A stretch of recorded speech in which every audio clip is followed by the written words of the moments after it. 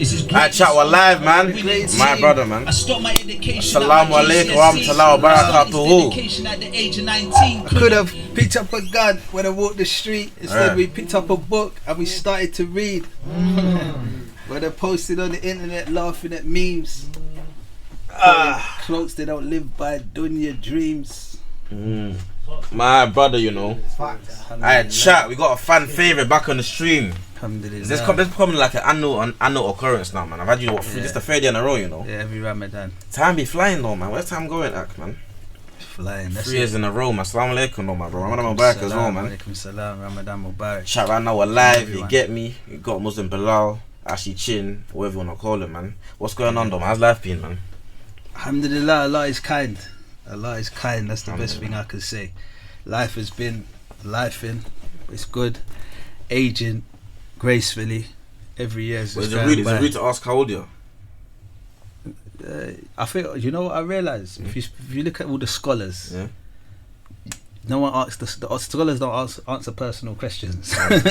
So I'm going. I've never asked you. I've actually never asked you. You see the scholars, you don't ask them, like, you can't go to like a scholar, a sheikh, and go, sheikh, how old are you? Are you married? They don't answer personal questions. So I'm going into my scholarly years. Okay. Then. That should tell you how old I am. I'm going into my scholarly years. Like I was with Stinks in it yesterday. Yeah, that Stinks in it, and he said you man grew up together in it. Yeah, I grew up with him. That's those lot in the stream yesterday know we get me. I was with Stinks Belal yesterday. I was just telling me that you lot kind of grew up together in that same area, same block, whatever. Same everything. He was telling me that he's got a daughter that's 24 in it. Okay, I ain't got. He started early.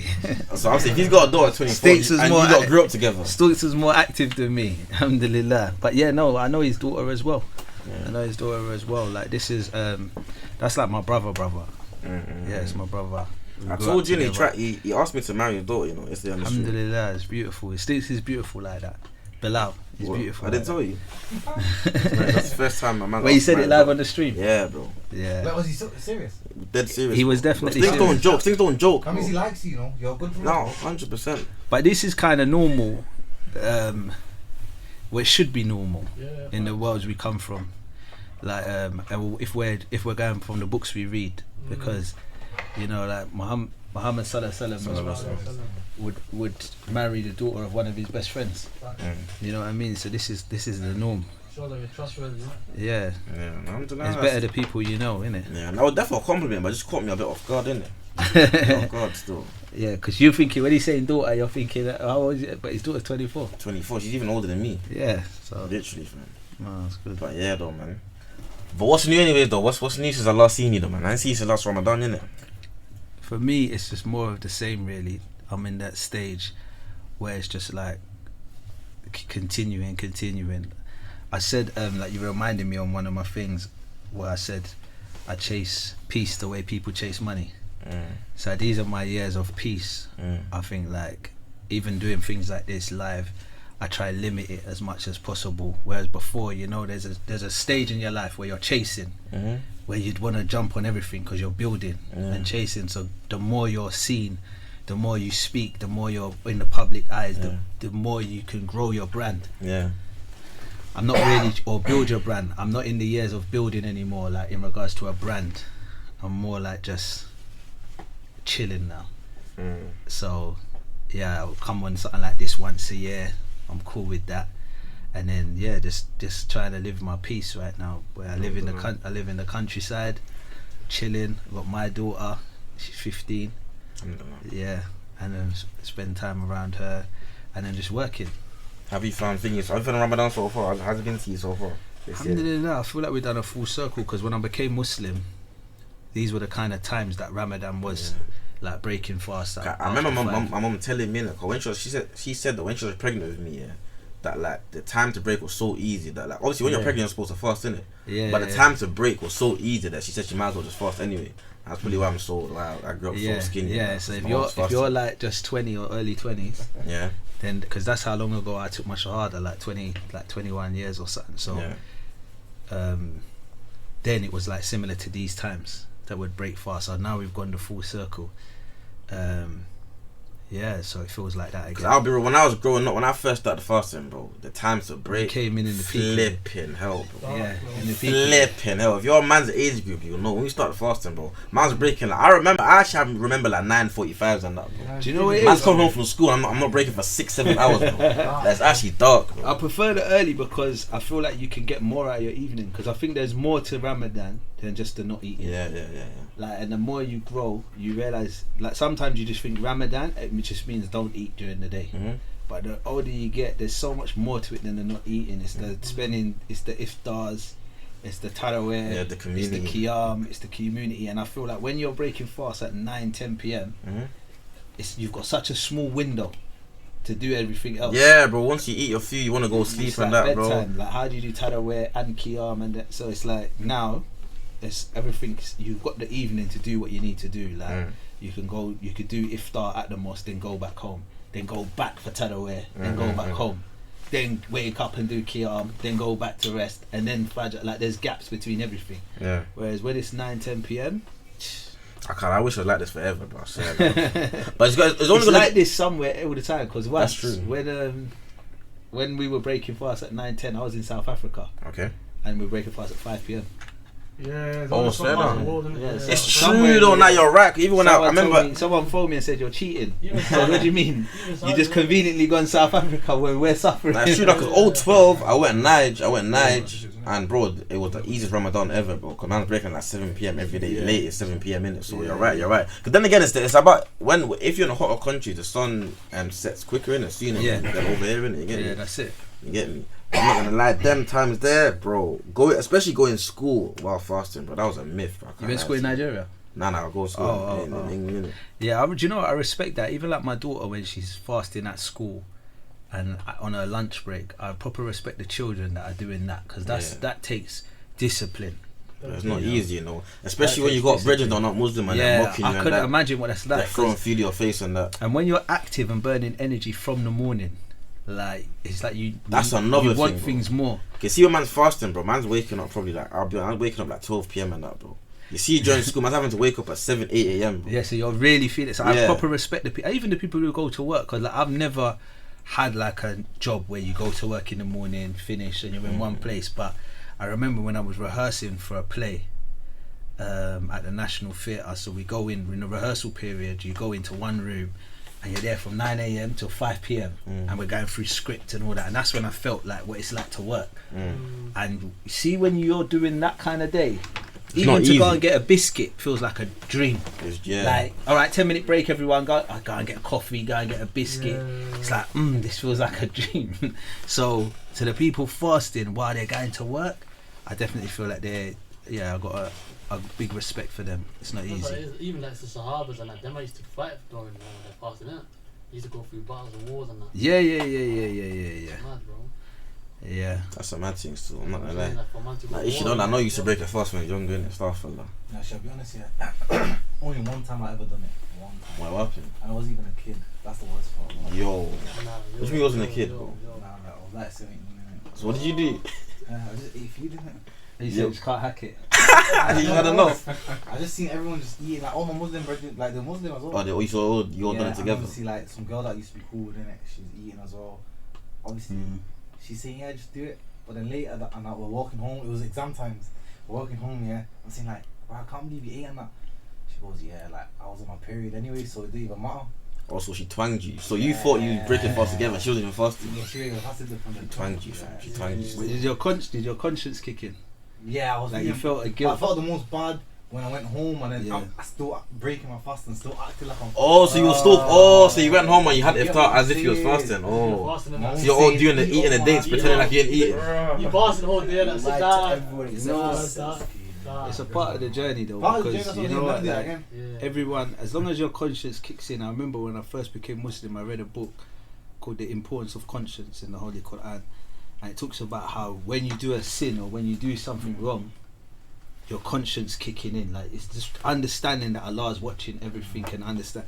And you see, when you ain't got a conscience, like there's a book called Purification of the Soul. It talks about the heart. You see, when you ain't got a conscience, like if you commit a sin today, you do something that you shouldn't do, You feel it's like guilty, innit? it's like you get a little black spot on your heart. Yeah, your heart And feels heavy, innit? Yeah, your heart. Then so your conscience kicks in. Well, I shouldn't have done that. But then you might do another thing. Another time you get another black spot. Another thing. And they say the more you sin without repenting, without like doing the things that clean your heart, like prayer and sadaqah and all the good, you're gonna get so much black spots on your heart until the heart can become completely black. And when the heart's completely black, they say that's the dead heart. A heart with just spots is a diseased heart. We've all got diseased, sick hearts. We ain't got the pure hearts because we all got sins. But when you sin so much that your heart comes completely black, it's like Allah said, that's when He puts like the veil over the heart, where it's like there's no return. Too far gone. And that's when you can sin. And your conscience don't even kick in, like you don't even think about what you're doing. It's like you don't care. You can just sin without conscience kicking in. That's true, and that's when you know you've been left alone. Yeah, because I'll be real, because even like obviously stuff like we all sin in it, but even at the times where like I might sin, I might know I need to pray, I feel lazy or whatever. Like I always feel that like that thing in my heart, but then it's like, even though it feels bad, at the same time I know that the fact that I feel this means I'm still on the right path. That means Allah's still with you. Yeah, that means I'm still on the right path, innit? Who said this as well? Black heart. This is in there's a book called Purification of the Soul. I've heard that you get more reward when you sin, but you actually feel guilty because it shows like you're actually feeling something like you let it down. And I facts though. And you see what you just said about the black spot. That's what I always try to tell people, innit? Because for example, I got a lot of brethren that they think I'm taking a shahada and they always say that like, oh, like I don't take my shahada until I stop sinning or stop doing this and that. But I always use that example because like they don't realize that like there's no way you being Muslim don't mean you're perfect, innit? So you're still gonna sin, but the whole point of being Muslim is that you can always come back in, always repent. You know, like sometimes you see like the whole when I'm clean or when I'm not. I like, you know, some people criticize a man going to the mosque and saying, why is it this guy, do you know what kind of sins he does? And he's in the mosque like acting all right, or they like becoming a Muslim and they criticize, do you know what kind of bad things this guy? So they think that you can only do these things. This is the trick of the shaitan. He'll whisper in your ear and make you think you can only go to the mosque or go to Umrah and do these pious things if you're clean and you're pure. But that's a trick, because alright, it's like a hospital. It's like saying I'm only gonna go to the hospital when I'm healthy. That doesn't make no sense. You go to the hospital when you're sick, when you've got wounds, when you've got cuts, when you've got diseases, when you've got illnesses, then you go to the hospital. You need it more. If you're healthy, you might still go for checkups. But it's when you've got wounds, cuts, diseases, illnesses, you're more accident and emergency coming. We need you at the front. Your priority. So when you see someone who's full of sin and who's got weaknesses and who's got struggles and who's got shortcomings, and you see them going to the mosque, that's where they're meant to be going. We're not meant to, or you see them going to Umrah, that's where they're meant to be going. This is a hospital for the sick. They need it more than anyone else. Need it. So that's why, but I think one of the biggest misconceptions or one of the worst things we do is when we criticize a person who we know that they may be sinful or they do things that are not right, and then when we see them trying to do something pious like going to the mosque, I swear that's the same guy that doing this. We criticize them like they should. I seen it happen to him. Do you know Young Ad, the artist? Yeah. Happened to him the other day. I see he done this. Do you might see like done a speech in Lucia Mosque of it. It wasn't a speech, but like he must have been praying Tarawih, and then the Imam must have brought him forward just do a quick reminder, and all the comments were like, oh, like, how you gonna let an artist talk at a mosque? This guy's a rapper, but it kind of goes back to talk about the sins he's doing. So, but then it goes back to what you're saying, innit? Like he needs to be there more than anyone else, innit? Yeah, because it's like you're saying that. All right, so because he sins, he shouldn't be here then. Yeah. And he's not welcome. When I was studying in Kuwait, I remember the teacher. Someone came. It was a sister came to the door, unexpected, and knocked on the door where we were studying. And I told the sheikh, there's a girl here. I don't know who she is. She's asking for you. So he says, invite her in. So I said, she got no hijab. He goes, let's invite her in. So he spoke to her, but she had an abaya on. Even though she had no hijab, she had an abaya on. So he asked her, how are you, sister? Do you want anything? He told me, Belal, go and get her a coffee. So I made a coffee. I'm thinking, okay. Gave it to her, and then she explained the problem she was in. Like, she's got this guy that she's seeing, and he's not Muslim, and she wants to him to take shahada and maybe them to this. And then he was like, do you know what are you guys free on Wednesday? Come, we'll do a class and help him study the basics and stuff. And then she was like, oh, thank you so much, I feel so big weight off my shoulders coming here, I'm so glad I came. And then she left. I was thinking, but on Wednesday I'm doing my Aqidah class with you. Like, what's this new class you're saying? With he goes, no, this Wednesday we're gonna have to do something different. I'm gonna help this guy. He goes, listen, you see this person? They had a little, even if it's an atom's weight of iman, they had some iman that made them make an effort to come here today. That made them put on that abaya today to come in. That made them wanna do good. So I said, if we pointed out their bad straight away, oh, why have you not got the hijab on? Why are you this? Why are you with this guy and he's not Muslim? Why are you that? That would have made them say, you know what? This is why I don't come to these places. And they just pushed them away. He says, but if we focus on the good, then we can help change the bad in them. Don't focus on the bad. Focus on the good. So even if someone has 2% of good, 98% of bad, focus on the good. And that can help change that 98% of bad to good. But if you focus on the bad, they might lose that 2% of good. And then they just run away. You know what? And that's like, because Aisha, may Allah be pleased with her, she's like the biggest scholar, our first scholar of Islam. She said if they came to us with the rules straight away, we would have all ran away. Rejected it, We would have all ran away. First we had to learn faith. So we see a lot, like, look at that, this person come, he didn't point out not one of the negatives about, he just looked at the good. Oh, it's good that you came here today, sister. Oh, it's good that you want him to become, oh, it's good that you're, made her feel encouraged. And you know, Allah is will be proud of you, and oh what, and then that will make them feel motivated. You know what, I want to pray when I go home today. This is someone who maybe wasn't praying. He didn't say you need to pray, you not motivated them, just encouraged them to make the good changes. You know what I'm saying? So this is what's necessary, and I learned that. But I think we're in a nation of just commentary, man. We just like to comment. Everyone's reactionary, isn't it? Reactionary. Everyone's trying to get angry. Everyone's looking for something to be angry. You see someone doing something and that's it. Attack. Yeah, no, largely though, man. What's this book you got here though? When the moon split. It's about the Prophet, peace upon him, when he split the moon. Yeah, this book here, yeah. See this one here, when the moon split. This is like, you know what? I just bought this. This is an OG. I say this is one of the OG books when. A lot of us, when we first become Muslim or our early days, this was a good book that we read. It's like the biography of the Prophet Muhammad sallallahu alaihi wasallam, but it's in a kind of simple way, like easy. I actually was going to give this to you. That's why I bought it. Well, I was about to ask I bought that to give to you. Sorry, I was giving that to you when the moon split. Oh, thank you, bro. It's a good book. It's a good book. Well, I'm going to read that. I recommend it, and anyone on here that's listening. So what's the like? It's basically like the hadith, basically. Yeah. So it's like a biography, basically. Okay, a biography is like an easy way to understand it, but you can get a lot of you'll get a lot of knowledge from a small book like that. So thank you, man. That's a book I recommend everyone. What is the story about when he split the moon? What's the story of that story? Oh, I don't. You know what? I don't even want to quote that live now, because if I make any mistakes, I'm very careful. Yeah, you gotta be careful with. Yeah, because you know, like. We live in a time where obviously it's beautiful, like even yourself, you got a stream, you got a mic, you got your cameras, but because it is so accessible to do this, it's like sometimes we can get carried away with what we do. So like when I became a Muslim, the only people that I saw like giving knowledge was like the scholars and the imams. People that studied for years. Scholars and imams, like that's it. And you'd listen to their lectures, you listen to their tapes. But obviously this was before Instagram exists. This was even before FaceTime exists. So then later on, I remember over the years, even myself, if I got asked to talk, I was thinking, what am I going to talk about? I'm not a scholar, I'm not an imam. But they said, no, just tell your story, because you're a scholar of your story. Like, how did you become a Muslim? What made you become a Muslim? So I said, I could tell that story, because that's my story. I am a scholar of that, and there's no difference of opinion. So I could tell my story. So I told my story.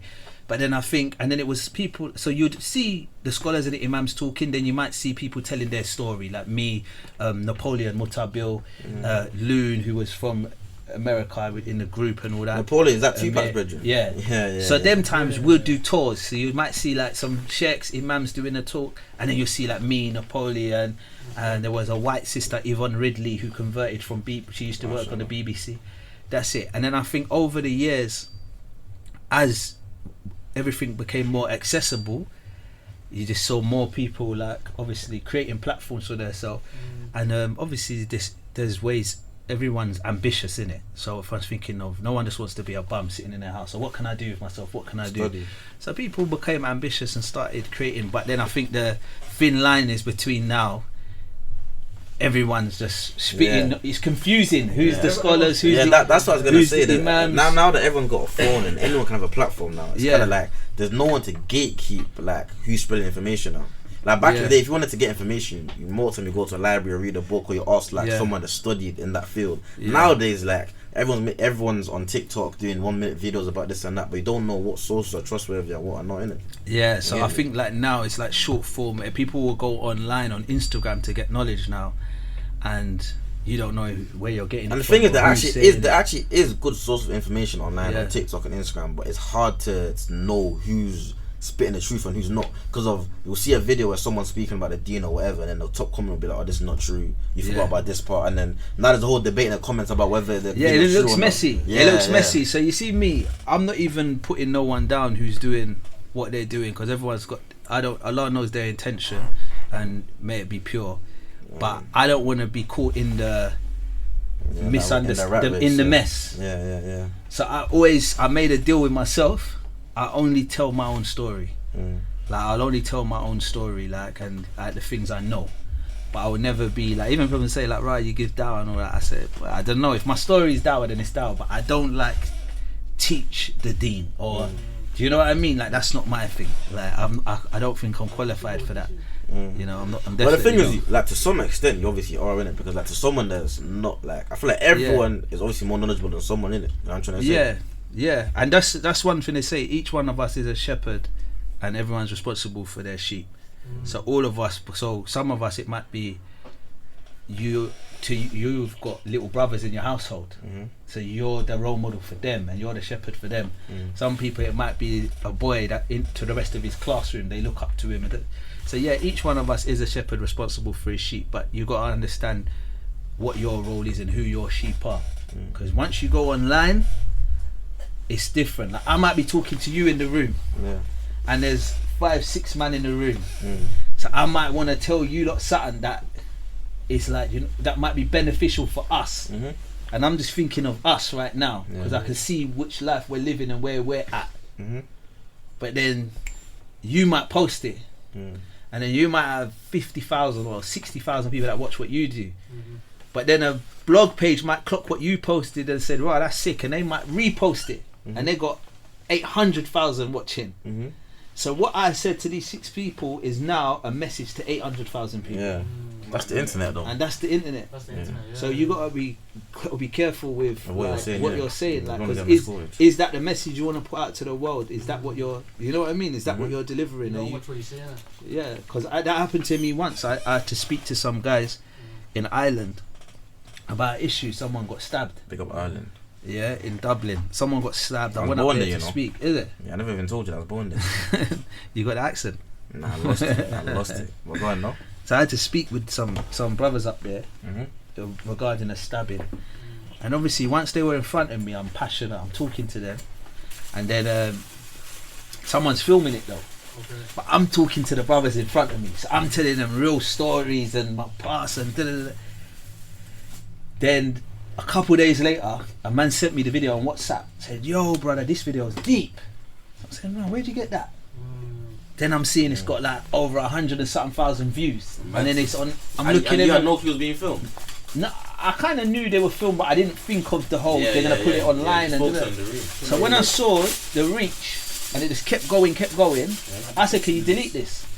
And they said, "Why?" It's got so much people watching it. It's got nearly 500,000 views already. This one's deep. I said, but I was talking to the people in the room. You know, I wasn't talking to the world on that one. So you got to kind of like. But don't you think that the people in the world needed to hear that message too, though? You know what? Sometimes it's true. That's exactly what their point was, yeah. But sometimes it's. Because some people get inspired, innit? They see. Yeah. So there's a thin line, because in that one in particular, I was telling some personal stories. Okay. Not even just about me. Like stuff that's not for the world. I might have told a story about my friend who's you.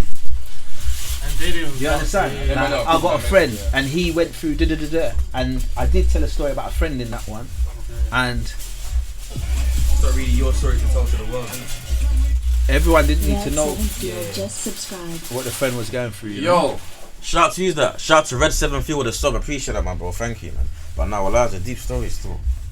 Someone said Bedford Saturday. Yes, I'm in Bedford Saturday. Right. Yo, you lot, I'm live on Twitch right now. Make sure you join my stream. Saturday. Definitely. We got an iftar event in Bedford. See you there. I got a couple of events coming up, so anyone who's in Bedford, I got an event in Bedford on Saturday, iftar event. On Sunday, I got Bristol. Anyone down in Bristol?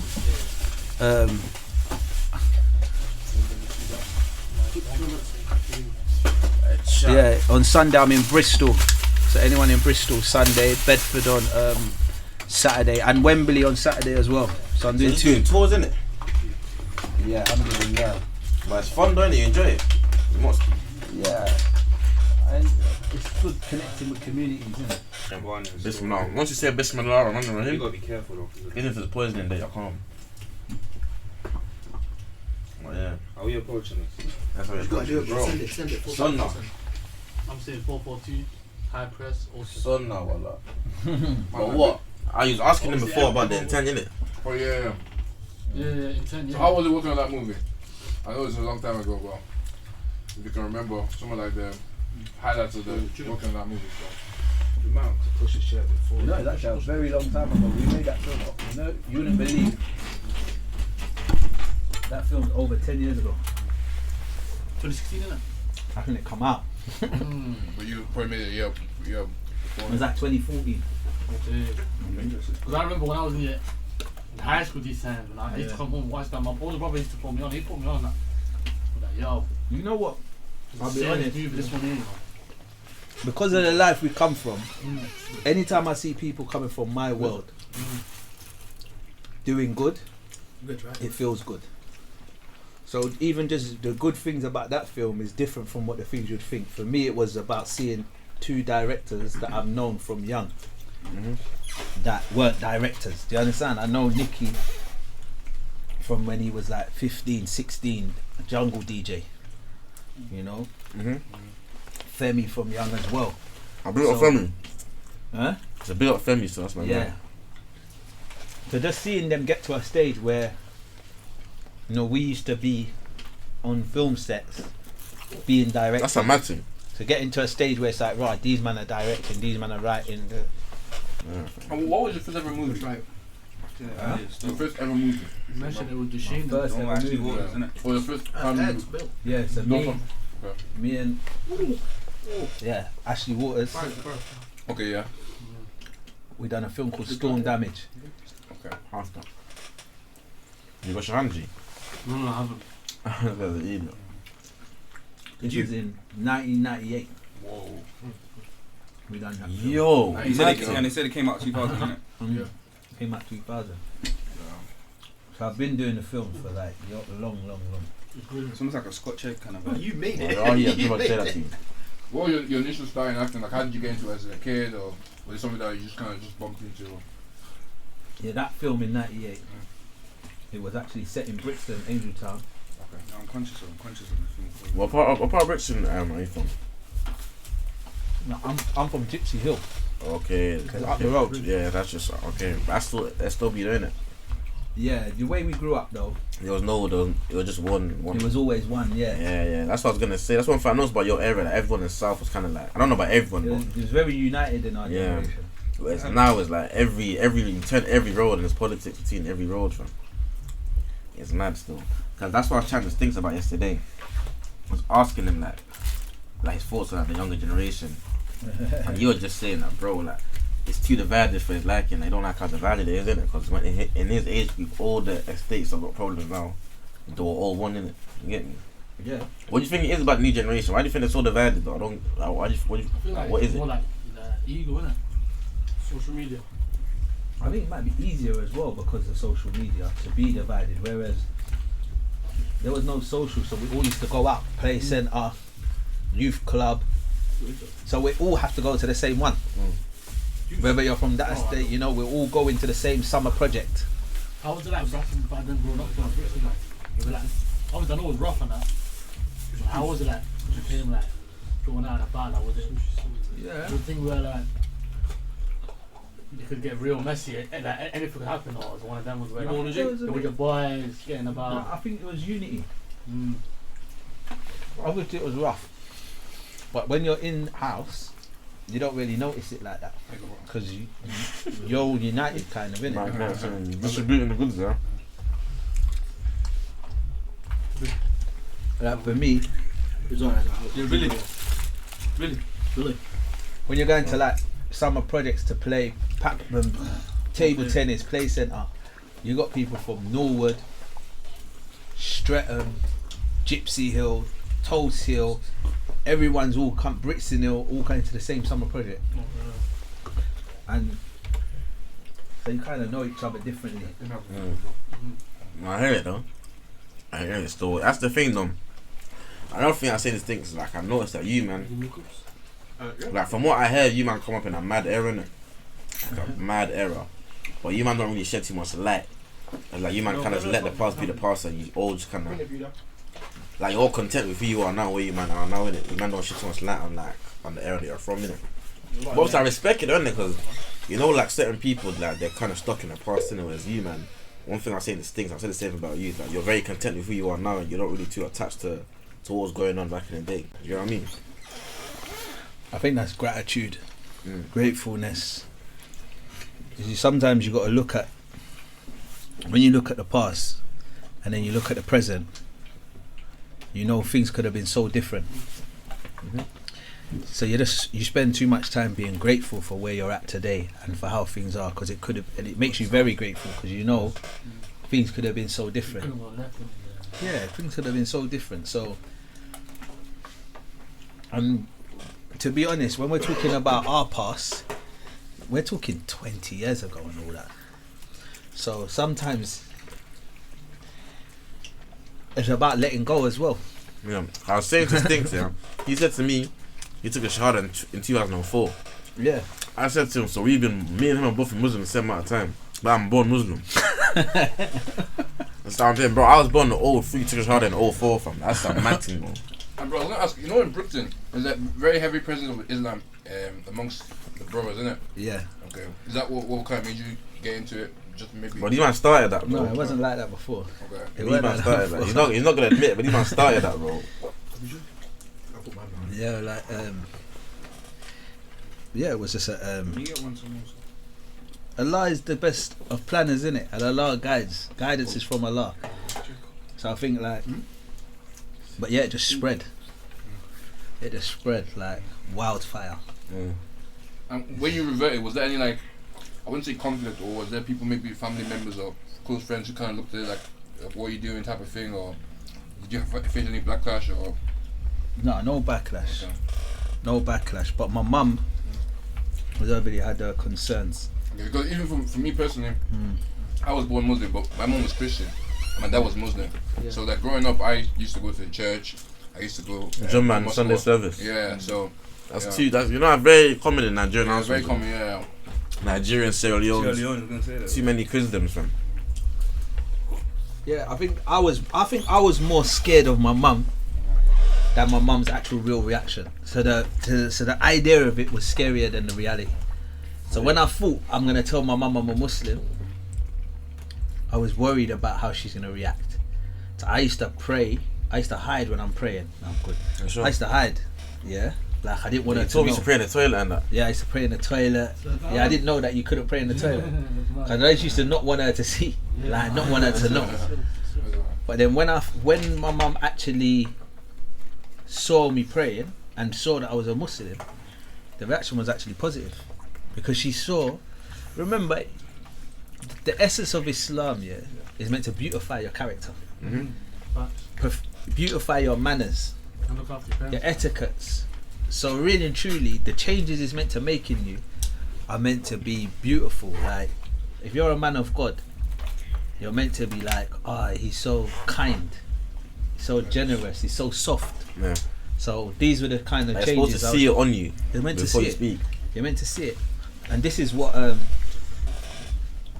tried to implement, so that when my mum saw my character and my manners, she was actually proud and happy that I was a Muslim, because she's saying, right, this is making you Change you for the better. for the better. Yeah. Because you know, when you become a Muslim, there's conditions. You take your shahada, there's conditions of the shahada, and one of them is ala wala wala bara, to love what Allah loves and to hate what Allah hates. So if Allah is soft-hearted and He loves those who are soft-hearted, wa alaikum salam. Good, my brother. Alhamdulillah. Yeah, I'm saying Allah is soft-hearted and He loves the people who are soft-hearted. So yeah, the conditions is to love what Allah loves and hate what Allah hates. Yeah. So He loves the people who are soft-hearted. So even though, for example, I might have been a man where, say he's just come in the room, I don't like my man, I don't get along with him, but that's me. What would Allah prefer? Allah prefer me to be soft-hearted and to welcome him and to say how are you and to forgive him for anything that we might have had problems with in the past. That's how I should be. So I have to learn how to put my desires and wants aside and do what Allah would rather me do. So it softens your heart. It softens your heart. It makes you more kind. It makes you more generous. I might be a person where I got my food, I'm starving, I need this. Like Allah would rather that caring and nice one, my brother, sharing person. So you know what? Everyone eat from my plate. Get the barakah.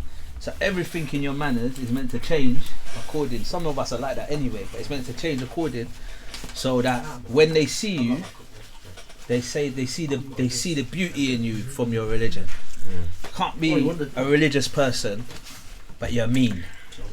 You're always aggressive. You're like, I don't chat to my man. He's an idiot. He's a. You know what I'm saying? It doesn't make any sense. Yeah, so that's what. In my teenage years, when I was kind of like, finding myself, that's what pushed me more towards Islam.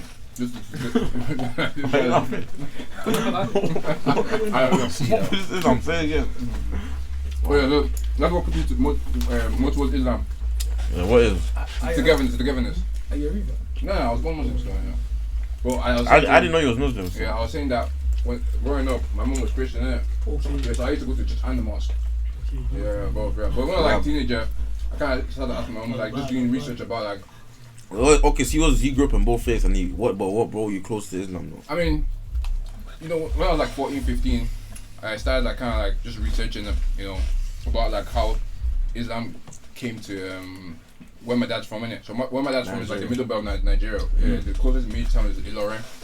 So in how Islam came was in the 15th and 16th centuries, the Northerners from the Hausa region came and helped I forget what the name of the tribe, but there was a war going on between the Oyo Empire and where my dad was from, and the Oyo Empire was basically kind of like taking over the whole of Nigeria at the time. So the Hausas from the north helped that region where my dad was from, and that's how they became Muslim. Yeah. So I started researching kind of stuff like that, asking my dad questions, you know, kind of, you know, learning. I didn't even know that. Good stories, mashallah. What about in the Caribbean? Did you say Islam growing in the Caribbean? It's growing in the Caribbean. If you follow 876 Muslims online, you see the Muslims. That's a masjid name. What's 876? That's a code. That's the calling code. Yeah, the number code. Yeah, it's a calling code. So you'll see there's a masjid near my house in Jamaica, in the grill. That's run by the 876 Muslims. What part of Jamaica you from? I'm from Kingston, Trenchtown. My mum's from Trenchtown. Right. My dad's from Yallas, St Thomas. So, but now my mum lives in the grill. Trenchtown's not really the place you go back. You build your future. Yeah, I can tell by the name. But why they call it that though? Trenchtown. You lot. That's how. In TikTok live, go on my Twitch right now. That's how. That's how it is in Jamaica. You know, you got in Kingston. You got the different. So it's Trenchtown's in Kingston. Mm-hmm. You got the different parts. Whether it's Portmore, Spanish Town, Trenchtown, Grand Spend. I've heard a lot about Spanish Town. Yeah, so that's all in Kingston. Okay so then. It's like Brixton, Peckham. They're all close to each other as well. Okay then. Yeah, but more proper close to each other. That makes sense though. Yeah, but the Muslims is building up. I just see there's a masjid in every parish, and I just see someone's trying to build a masjid in another area. Big up that I don't know. But a young revert sister, I saw that she's trying to build a masjid in the next part of Jamaica now. So people are donating towards that. But yeah, it looks the Muslim community is growing and growing in Jamaica. Muslim Belal desire to avoid the cameras. He needs to go to the cameras. So I said, Belal, how do you trust people? What does he mean by that? What's that? He said, how do you trust people? How do you trust people? Well, you know what it is? My response to that is, it's not even about trusting people, it's trusting Allah. So, you gotta trust Allah. Say you're gonna do something, you gotta, like, you pray your istikhara or whatever, and you place your trust in Allah that it's gonna go right. Yeah. You know? I'm telling these man not to be shy. This Clint's brand, I see this in Manchester. These brothers are in Manchester, innit? Yeah, they're from Manchester. Doing their thing. Yeah. They're big into fashion. Yeah, I got the clothing line as well. Oh, how's that doing? Yeah, it's doing well. I was gonna wear one of the tracksuits today actually. It's Stratford, What's your program called? It's ABC. It means like simplicity. So it's just ABC fashion. Everything I do is ABC. ABC production, ABC fashion. That's my name as well, innit? Ashley Belal Chin. Oh. Yeah. But yeah, ABC fashion. But yeah, they got the first line's Faith, the tracksuits, t-shirts with the quote from Abu Bakr on the back of the t-shirt. What's the quote? It says, forgive me for what they do not know, make me better than they think of me. You know he's a man of praise, Abu Bakr. Forgive me for what they do not know. Make me better than they think of me. That was a dua I used to make, Abu Bakr Siddiq. What does that mean though?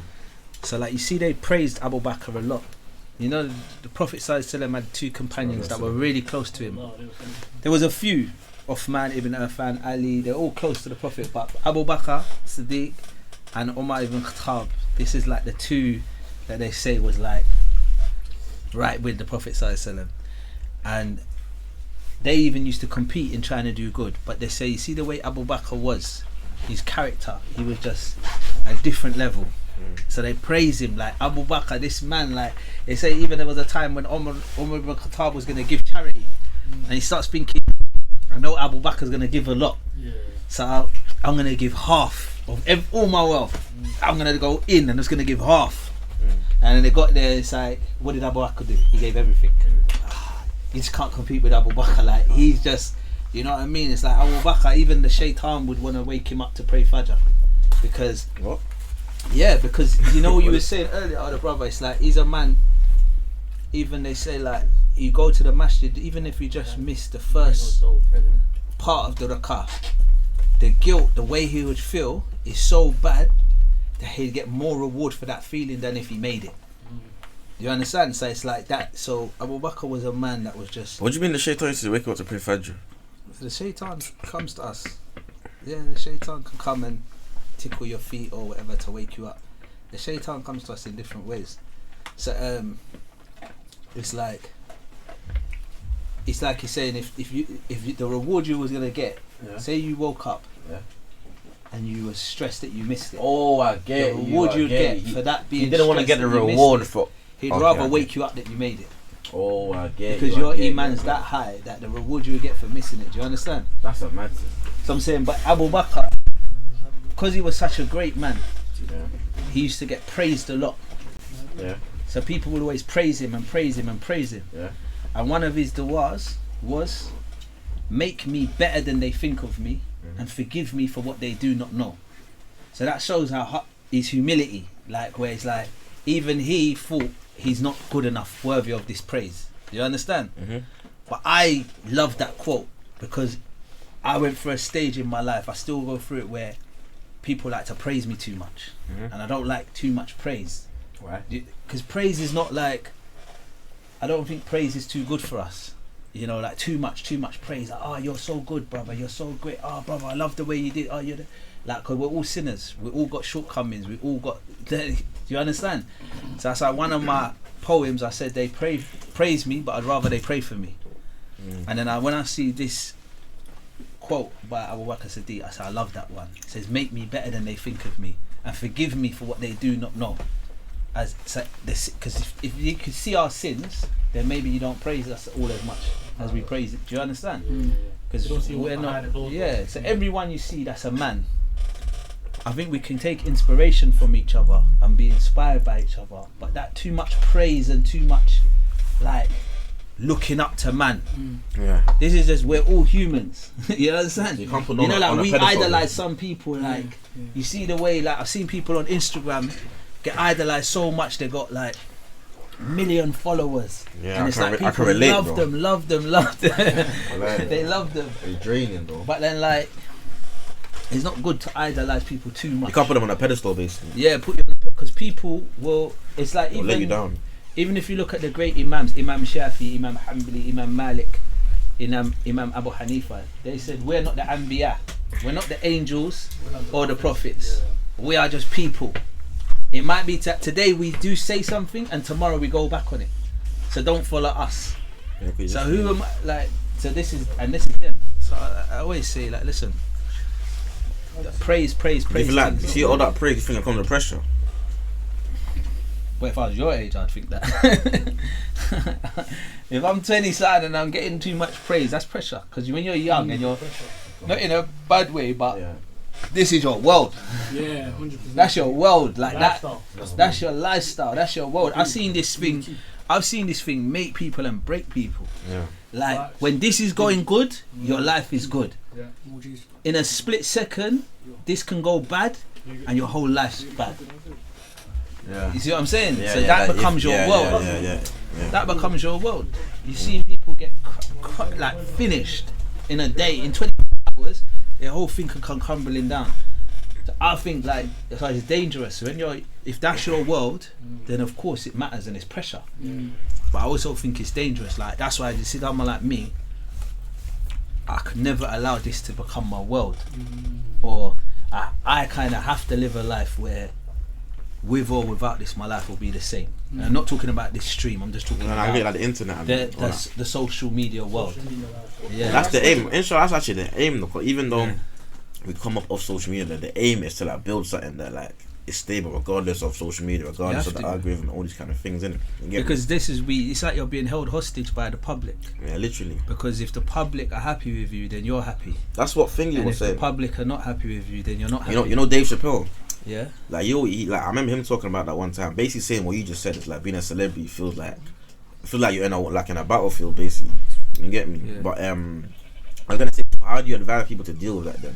You said like people like my age, like I think with everything, yeah. So I would say just work in moderation. Balance is everything. So I think balance is everything. You know, with everything we do. Like if you're gonna be a social media person and you're gonna be online, some people say, look, you have to be on it. You have to be on it. If you want to be successful on this, then you have to be bam, bam, bam, bam, bam every day. You can't da-da-da-da-da. So they'll just be so on it, eat, sleep, and breathe it. But I personally would say that's unhealthy. Everything you need to be balanced. And the reason why I say that is though because I'm confident no matter how on it you are, you'll never be successful unless Allah wants you to be successful. And no matter how chilled you are, if Allah wants you to be successful, you'll still be successful. So I think you can afford to just have a healthy balance with everything you do. Like, don't consume too much of that. Don't be too on it, but also don't be too relaxed and too chill. Just be balanced. And I think that balance is something we got to take into nearly everything in our life. It's like that. It's like that even with regards to religion. It's like take the middle way.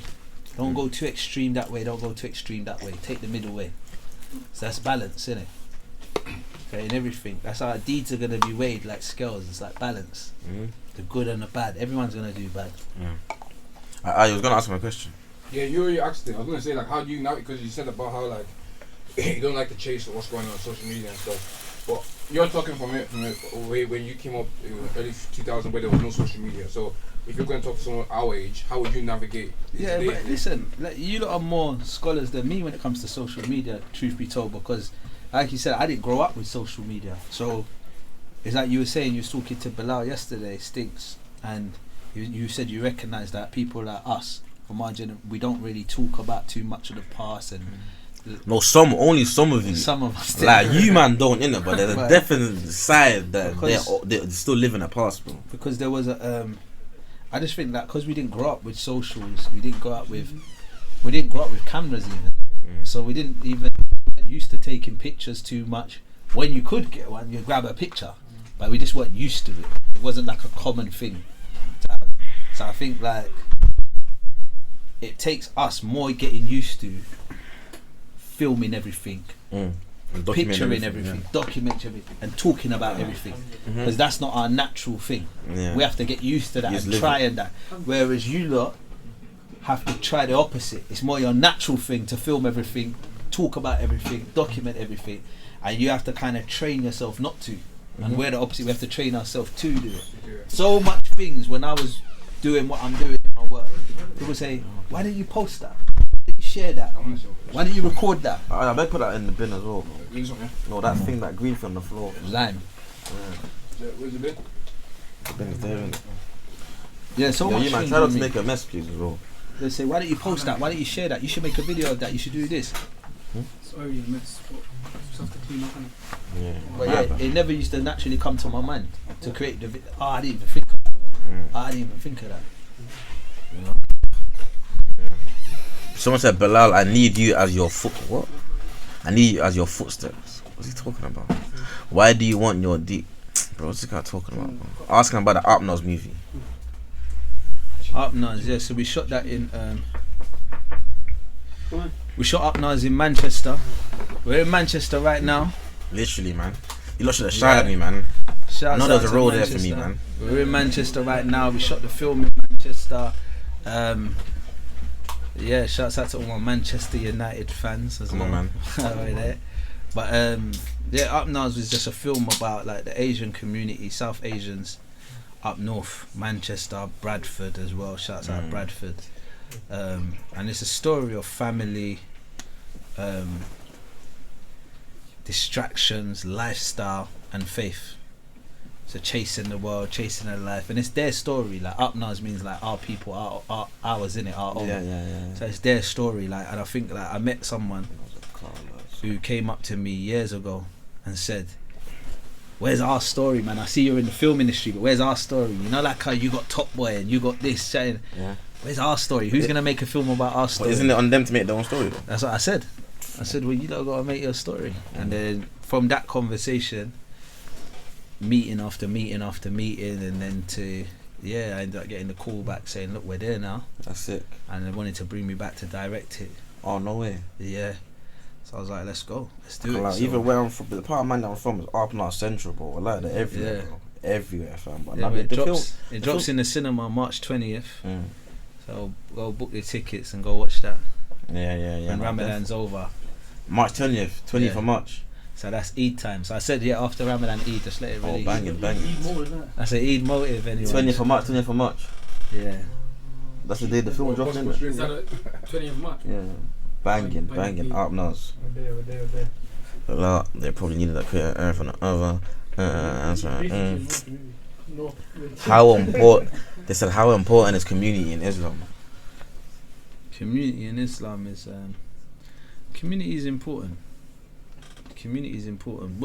What is community? Community is the people around you, the neighbours. Community is important. How can Muslims balance chasing success in life while staying close to Allah? You know what? I made a quote for myself, yeah, because when I was 21, I'm coming from chasing lifestyle.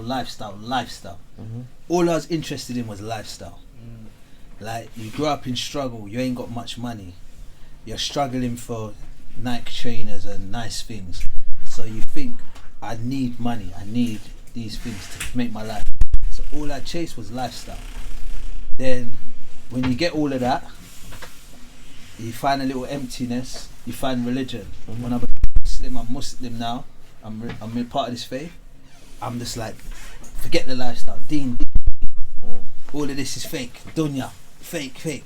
So I went to Egypt, live in a cheap flat, I'm wearing £2 slippers, cheap clothes. Right, Dean, I've got my backpack on, I'm going to class every day. Arabic, Quran, that's it. I don't want no lifestyle, Dean. Then I burnt out of that. It's like, okay, you want to get married, brother. What do you do for a living? How much money do you make? Can you provide? I can provide Quran and I can provide. Do you understand? So it's like, where's the balance? It's like what I was saying before. Where's the balance? So it's like, I learned, right, you need the deen, but you also need the life. And when you read it, I read one book, it had a quote. We need money to live, but we don't live for money. But we need money to live. We just don't live for money. So it's like, how do you find the balance then? So I said, you know what? I watched the people and I see the extreme of he's just going to the mosque every day, 5 daily prayers, mashallah, may Allah bless him. But you have to still be a part of society. He's not a part of society. He's not living in the world. He's neglecting the world. And then the people who are just chasing the world and then neglecting the faith. So I remember making a quote when I'm writing my poetry. That's like my therapy. I said, go forth and enjoy the beauties of the world. Just never forget the one who created the world. So that's the balance you got to find. Like, you can go forth, enjoy the beauties of the world. You follow me, you look at me, you see, yeah, I'm in Jamaica, I'm in South Africa, I'm going to climb a mountain, I'm going to do activities, I'm going to enjoy the beauties of this world. But I'm not going to forget the one who created the world. I'm not a fool. I'm not going to do all of that and then I'm not praying. Hold on, all of these things come from something and come from somewhere. Time to pray, let's go. Praying. The one, that's the balance you need. If you can do one without the other, you'll be lost, either in this life or the next. But you'll definitely be a loser. But when you can do both, you can win in this life and the next. And that's there's du'as that we make when we go to Umrah. You're walking around the Kaaba, you make du'as. You can make du'a for your mum, your sister, your family. You can make loads of du'a. But then there's one du'a that's recommended from the black stone, from the Yemeni stone to the black stone. That's the Rabbana atina fi dunya hasana wa fil akhirati hasana wa qina adhaban nar. Allah, give me the best of this life, the best of the next life, and protect me from the punishment of the fire. It's not just give me the best of the next life and protect me from the fire. Give me the best of this life, the best of the next life. So the balance. But what is the best of this life though? So what's the best of this life? It seems like the stuff that seems like to be the best of this life, it's like it takes you further away from your deen. But what is the best of life? A good question though. What is the best of this life? That's why I asked you, because it depends on you, innit? So I think that the biggest illusion is we think we measure success by wealth. And that's a trick of the shaitan. So we think the best of this life is money and how much wealth you have or what car you have. That's what we think. It's an illusion though. Or what house you have. Or what house you have. Because the truth is, the best of this life is a peaceful heart. Content. A content heart. So if you can go to sleep at night with a content, peaceful heart, then you've got the best of this life. But then it's said there's things that can give you a peaceful heart. So I said if you can go to sleep at night, so that means having a comfortable home can give you is a best of this life, a comfortable home. And being healthy. And then being healthy, having your health. And then Allah says He placed your comfort in your spouse. This is in the Quran. So if you've got a pious wife, a good partner, righteous wife, so all these things will make you go to sleep with a peaceful heart. So it's like family, comfort. Do you understand? So that's the things that will make you so we chase, regardless. You could see a man could have a big house. _OOS has gifted 5 subs to viewers. Shout to BOO with the gifted, my bro. Appreciate it, my bro. 5 gifted. You could chat to a man who's got a big house, money, everything. If he's unhealthy and he's lonely, I guarantee you he's not happy. But you could talk to someone who's got the mad rolls, this, that and the other. If they've got disputes with people, they're in arguments with certain people, they're not talking to their brother because of this, they fell out with their mum, they don't chat to their dad, they got dispute. They'll tell you they're not happy, even though they're driving the road or whatever. But the person who's got a loving family, I love my missus, man. Even if they live in a 2-bedroom flat, I love my daughter, I love my kids, I love my wife. I'm gonna eat with my mum. You see, they're peaceful, they're content. That's why I said, you know what, I learned from not a long time ago, but I learned through my years of growing up and chasing things and having things and tasting this and tasting that and doing this and doing that. I said, hold on, when am I happiest? And that's when you have to reflect. It's when I was just living in like a cheap flat in Egypt, or when I'm on my land with the orphans, drinking tea, stars in the sky, little cheap pho bun, cutting fruit from the tree. That's when man's happy, man's at peace. So I said, you know what? I need to chase the peace. Chase the peace and then you'll find the happiness. What does that look like? We chase the materials looking for the happiness, but we land on our faces. A lot of time we land on our faces. But when you say chase the peace, like, what does that look like though? Like? Chase the peace. So for example, I said to you, I don't jump on loads of podcasts and loads of things like this. Because for me, it's not peaceful. Because the more viral you are and all that, is the more bing bing bing bing bing. Right. Hey bruv, phone calls, it's not peaceful. So I like to do that in moderation. Once a year, whoa, do you want to go on the street? You know what, it's Ramadan, let's go on the street.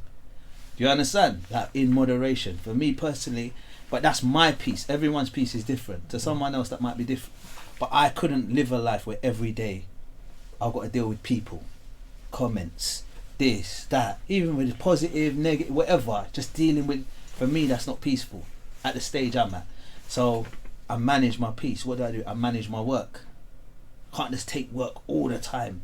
So I'm stressed out, I'm tired, I'm exhausted. Yeah, it might be a lot of money, but you're not happy because you're exhausted, you're tired. So manage your work. And for me, it's also what kind of work am I doing? I created seasons for myself. So I said, okay, I'm gonna work for me. So I'm in film, we were talking about film. So I said I'm always either in post-production of a film, production or pre-production. So I'm always working on a film. That's one thing. But then when I finish that film and it goes into post, I'm not needed as much. So what do I do next? I don't just jump into my next film. You might see me. So 1 minute, if you check my gram, my stories, you might see 1 minute I'm always on a film set. Wow, directing, cut, right, we're doing this next, take directing. I mean, oh, this guy's in film, it looks like. But then a couple months later, it's like, I've got nothing to do with film. You just see man in Africa. Yeah, I see in different countries. Oh Lord, he's just in Uganda, he's in Gambia, he's in these orphan schools. Why this guy just works in charity? Because that's my next stage. I do something for the film stuff, that's for me, that's my work. Then I might be focused on my charity in the next season. I'm out in Gambia, I'm out in Uganda, I'm out in Kenya, I'm at Tanzania, I'm in the schools, I'm in the orphanages, I'm doing that work. Then when that period's done, you might just see, okay, he's not a charity worker, he's not there no more, he's just doing bare events. And he's doing Umrah, and he's in Saudi, looks like some righteous man now. Because I'm just focusing on that. So it's like I do something for me, something for the people, then something for Allah. That's my 3 seasons. But no, the work, the people, Allah. And then my 4th season is for me. So that's when you might see, right, I completed all of those seasons, now I'm just in Jamaica on holiday, staying in a nice resort, big house. And like, oh, he looks like he's all about the dunya now. Do you understand? I balance it out though. So now I can do 5-star hotel or hire a mansion on the Blue Lagoon out there. Do you understand? I'm living like that. But before, I was staying in the villages. Yeah. My last season. It's balance. Like and before that, I was doing that and that. So I just balance it out. And then once I finish that, then I go back round to the film. So it's like, that's peaceful for me because it's like I'm not doing too much of one. I think if my life was I'm just in film 12 months of the year, it's not balanced enough. I might have forgot about my creator. I might not be giving nothing back to the community. I might not be doing no charity. Do you understand? So I might not be fulfilled. But or if I was just doing the charity all year round every year, for someone like me, I might then resent it and not enjoy it no more because like I missed the film, I missed my work, I didn't. So everything I have to do it in balance and in moderation, and that's what's peaceful for me. You know, staying out the way. And I think staying out the way, that's the best way. Yeah, staying out the way. And I think like another thing that helps peace, yeah. This one's key. I'm gonna say this one for everyone on the chat as well. I'm talking to us in the room, the brothers in the room, but this is for the chat as well. You see the peace thing. What does peace look like? So there was one companion, yeah. And the Prophet ﷺ, when he's amongst them, he said, "This man is promised paradise. He will be in paradise." And then time passed and he said it again. this man will be in paradise. But obviously the other companions are there, so it's like we're all in a group, and I'm saying, "Rah, you're gonna make it as a pro, but we will play ball today." And then I'm like, "Yeah, you're gonna make it as a pro." You're not gonna start thinking, "What? Are we not gonna make it as pros? Did we not kick ball too?" Yeah. So on 3 occasions, he said this man is promised paradise. To where one got jealous and said, "Rah, what is it about this companion? Why has he said that's 3 times now? He said this man will be in paradise. What does he see special about him? What does he do that we don't do?" So that one who felt that little jealousy, he says, "I need to go and visit him and watch what he does and see how he is as a person, so I can do that same thing." Because if the Prophet ﷺ is saying that this man will be in paradise, I need to know what's special about him. So he goes to visit him, and you know, as a Muslim, when you visit someone, your haq is that you can stay for 3 days. So he stayed with him for 3 days. He can't see nothing different. He can't see what's so special about him. So he ends up saying, asking him, "Look, what do you do? What is it about you? The Prophet said 3 times that you'll be in paradise. What is it about you that is so, what do you do?" You know, these people are humble and humility. So he said, "No, there's nothing special of me. There's nothing I do. If anything, you guys are better than me." He said, "No, there must be something that you do. There must be something. Tell me, think. Then he said, "You know what? There is one thing. There's one thing. He said, "What is it?" He said, "Every day before I go to sleep, I forgive everyone. I relieve my heart of any hatred, any grudges, any vengeance. I need to get revenge. I just forgive everyone, and I make sure I go to sleep on a clean heart every day." His companion looks and says, "This is why he said you'll be promised paradise. Because this and that was the thing. That was why. And this is something we struggle with." You see what I said about manners and character? We're praying, we're Muslim, we're good, but we hate so many people. And we want bad. I see it like, even in commentary and that, it's like we like seeing people down and I want to do you understand? It's like we got hatred, we got grudges, we got to relieve that from our, we got to let that go. Forgive everybody, want good for everybody, because that is peaceful.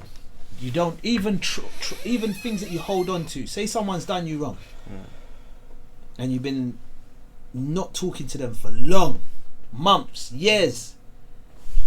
You're actually just harming yourself. Forgive them and let it go. It's better for you. It's not about them. It's better for you to just have a clear heart, rather than have that vengeance, that grudge held on inside you. Because it's all weight. It's all weight. Even some people might say, "Yeah, where you from? Where's your mum from? Where's your dad from?" I don't even chat to my dad. Why? He's a waste man. He left. God, forgive him. You don't know his story. Nah, I could never forgive him. Do you know what he did? Obviously, everyone's story is different if it comes to violence and this, that, and the other. But if there's some room to forgive, that take away. See that hate you're carrying? It's weighing you down. Remove that. We don't need to hate no one. Allah is soft-hearted and He loves those who are soft-hearted. We shouldn't hate people and dislike people and have grudges or forgive everybody. Because if I say to everyone now, "Rah, I'm getting a train back to London. Can we walk to Manchester Piccadilly?" He said, "Well, it's a little walk, but minor, let's do it." I said, "Alright, cool. It's an easy walk. We're healthy, we could do it." But then I say, "No, wait. Carry the chairs, the desk, the table, and let's walk there. We've got to carry everything." And they say, "We can't do that walk. It's a myth. That's too much." Because we're carrying stuff. And that's this life, we're on a journey. And the journey is a lot easier if you ain't carrying anything. All of that hate, all of those grudges, all of that vengeance that we hold in our heart, the enemies, that's weight. You got to open the cage and let it fly away like a bird. Let it go. And that we learn from that companion who goes to sleep with a clear heart. That's peaceful. You got to let everything go. That's why people say go therapy. Because therapy is not like you going in a room and getting advice from someone. The therapist doesn't advise you on what steps to take and what to do. Just listen to you. A therapist just listens to you. Because what they're saying is you're holding too much in. And that's slowing you down from moving forward. It's weighing you down. So let it out. Go to therapy. Talk. let it out, talk. We hold a lot in, especially as men. Women don't struggle with it as much because they're friends of their therapists. They will phone their friend and just talk. But as men, we hold a lot in. So it's good to let things out, and that is, you'll find it's a lot more. You feel a lot lighter on your feet, at ease, and that contributes to your peace. 100%. Okay, that's a good one. That's a good one. So my man used to forgive everyone before he went to sleep. That's not easy though. It's not easy. Forgiveness is not easy. So it's not easy, but you know what makes it easier? When you think about a day's gonna come when you're gonna stand in front of Allah, your Lord, and you're gonna ask Him to forgive you. He's gonna show you your sins, and you're gonna say, "Forgive me. I'm sorry. Please, just forgive me." And trust me, you want Him to just forgive you. You just want Him to say, "Do you know what? It's alright. I forgive you." You want Him to be soft-hearted. You want Him to be merciful, and you want Him to say, "It's okay. I forgive you." That's what we want. So treat the people how you want Allah to treat you. That's what makes it easier. We can't be hard. I ain't forgiving him. Nah, forget that. Hard shows. Nope, I ain't forgiving him. I don't deal with him. Nope. I'll salam him. I'm not forgiving him. Nope, I don't chat to her. I'm not forgiving her. We can't be so hard like that and then beg for mercy and softness from our Lord.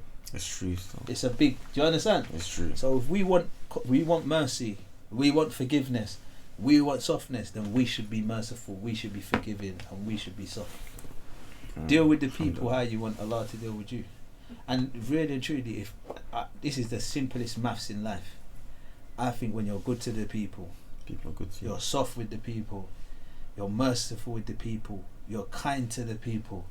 When you're all of these things, Allah will be soft with you, merciful with you, kind with you, and all of that.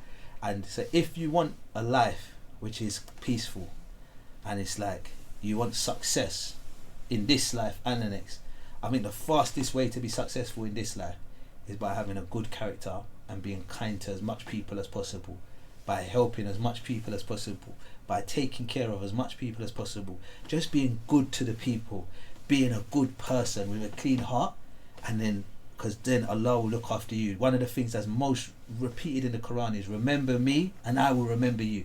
So when we remember Allah, that's what Allah wants you to be, good and kind. Allah will take care of you. You'll find you'll be successful. You'll be more successful than the man that says, yeah, I wake up at 5 o'clock every morning, I do this, I do that, I start my day with a bro, nothing ain't helping you. If Allah don't want you to be successful, you will not be successful. Like, it's as simple as that. He just has to say, be and it will be, kun fayakun. If Allah wants you to be successful, you can even sleep in and He'll give you more wealth or more success than anybody. But you have to deserve it. Like, He has to feel like, I want to give it to this person. And why is He going to want to give it to you? Because of the way He sees your heart is and the way you are. Or if it's good for you. If it's not good for you, He might not give it to you. Regardless. You know? Yeah. I hear you still. Forgiveness though, but nah, it's true though. Still, forgiveness is important, but I'm not gonna, like I said before though, I feel like it's something that a lot of people struggle with. But like you said, you gotta treat people how you want Allah to treat you though. Oh caps, that's a good one. Would you what's the chat saying? What is one thing the Muslim community needs to improve today? You gotta be more specific with that one, mate. But anyway, I'm gonna say to you as well, you've been married in the past, innit? If you don't mind me asking. Yeah. I remember you saying that on my last stream, yeah. But like, I had this conversation with Stings yesterday, innit? And obviously, I was saying to him, like, if he was to advise any young brothers that are looking to get married, like, what traits would he advise them to look out for? What traits would he advise them to stay away from him? You get me? So like, what would you say in your opinion? Like, what traits do you think a guy should gravitate towards in a woman, and what traits do you think they should stay away from? I'll just be honest, yeah. I think the best thing to do is to be honest and be sincere with all your affairs.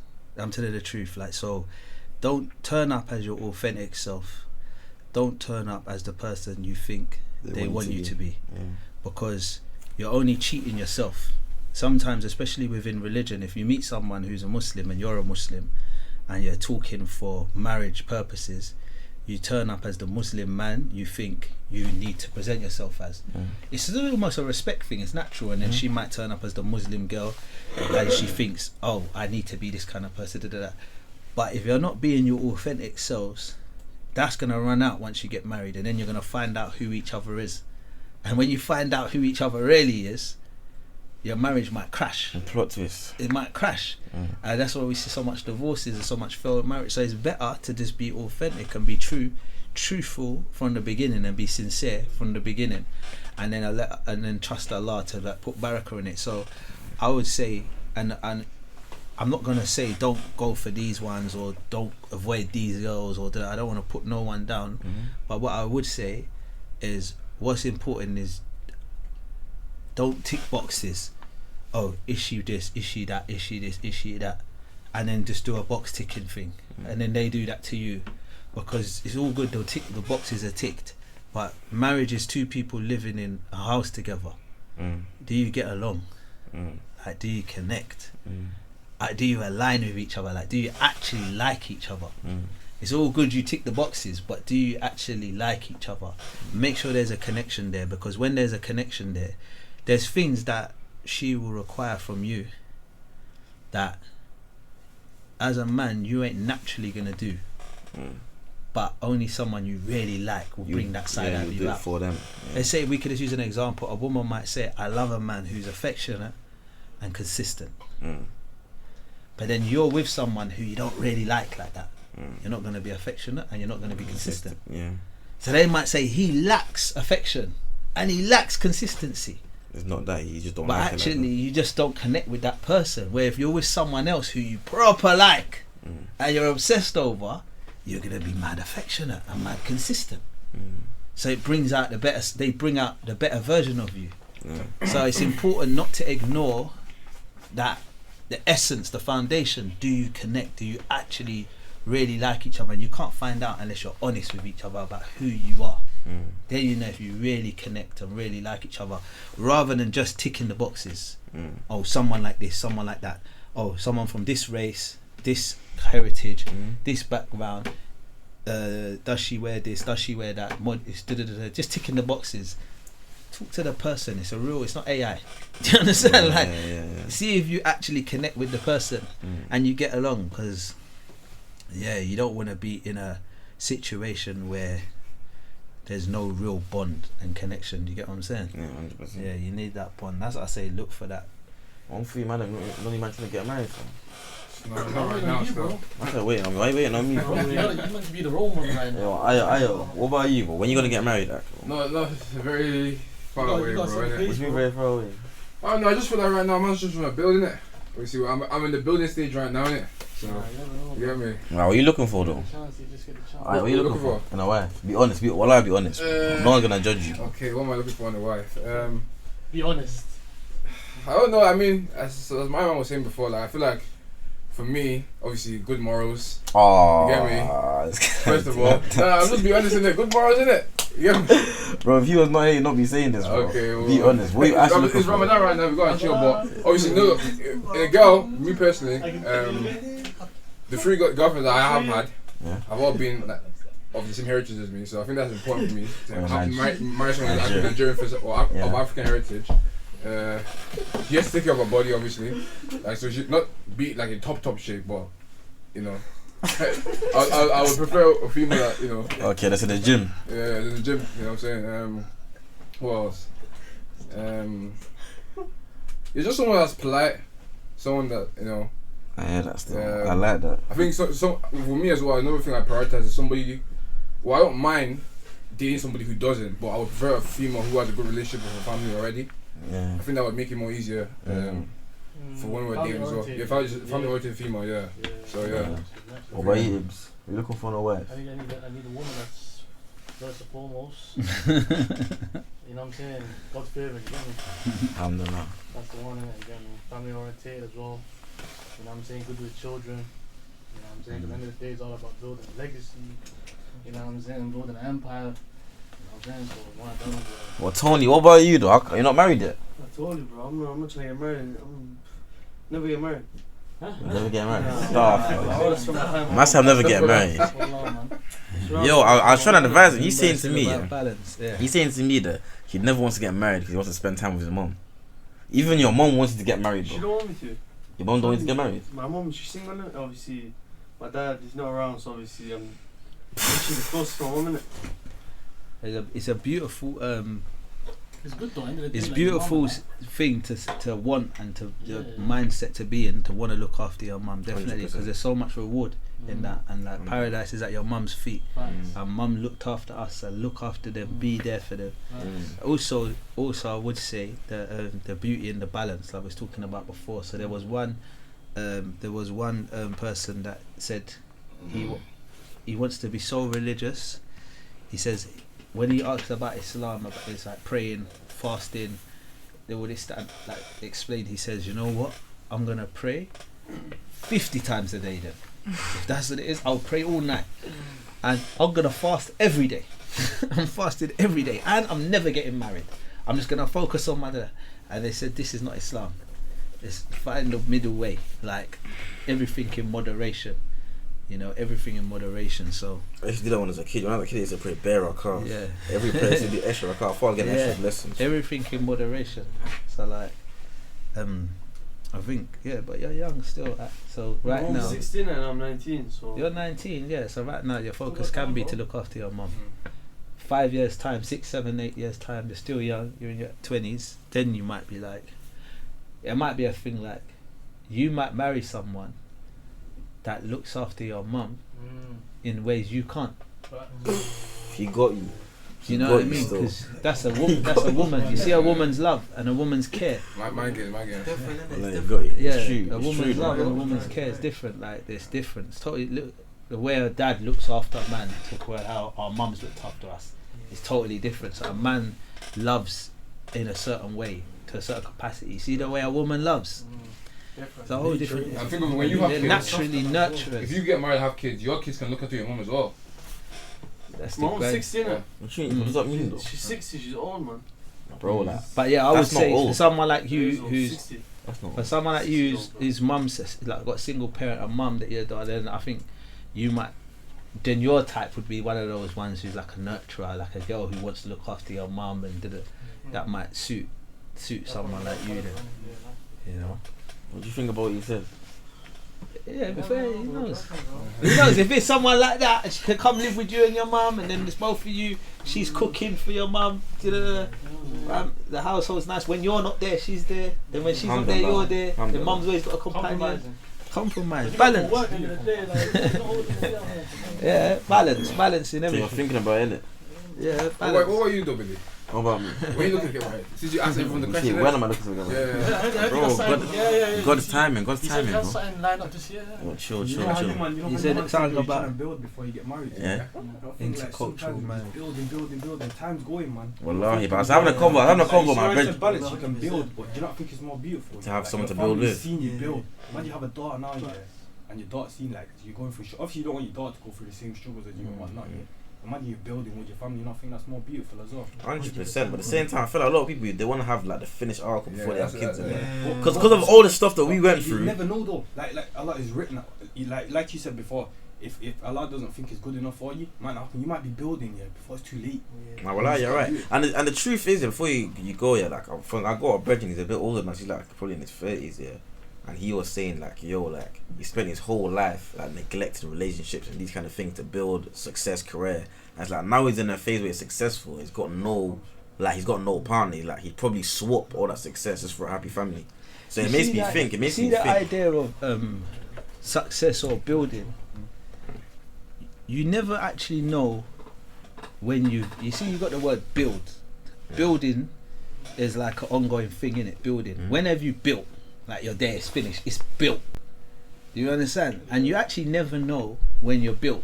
It's like a donkey chasing a rabbit chasing his tail. Like you keep getting round and round and round. So like, for example, I could say I'm building, yeah. I need to get to a certain position. There's a house for sale. It's only 180 grand. I can afford that. I'm in my early stages, let's say, yeah. So I buy that house for 180 grand. I spend 100 grand fixing it up.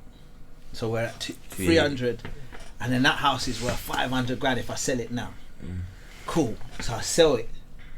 But now the stage in life I'm at, when I was looking at houses, that was a sick house. But now I've grown a bit. So that house is kind of like meaty to me now. The kind of houses I'm looking at and the people I'm around now, because where I'm at in life, are at the 1.2 million marks. 1.5. So then I sell that and I'm trying to get one of those I'm still building. I get a house for 1 mil, spend some money on it, and then it's worth 1.52.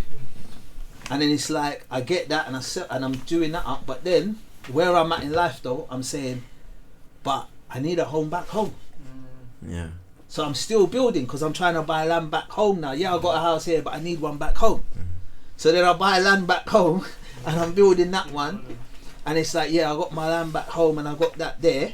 But this is dead money because I'm going to live in that and I'm going to own that. I'm never going to sell these. So now I need to be able to buy, I just need to be able to buy something that I can sell and rent out and create an income for myself. So I'm still building. You're never going to be complacent. You never are at the stage where you're built, because every time you go, your eyes are already set on something else. If you go back to the beginning, you would have told yourself, oh, if I just could buy a house, then I'll be settled and I can get my...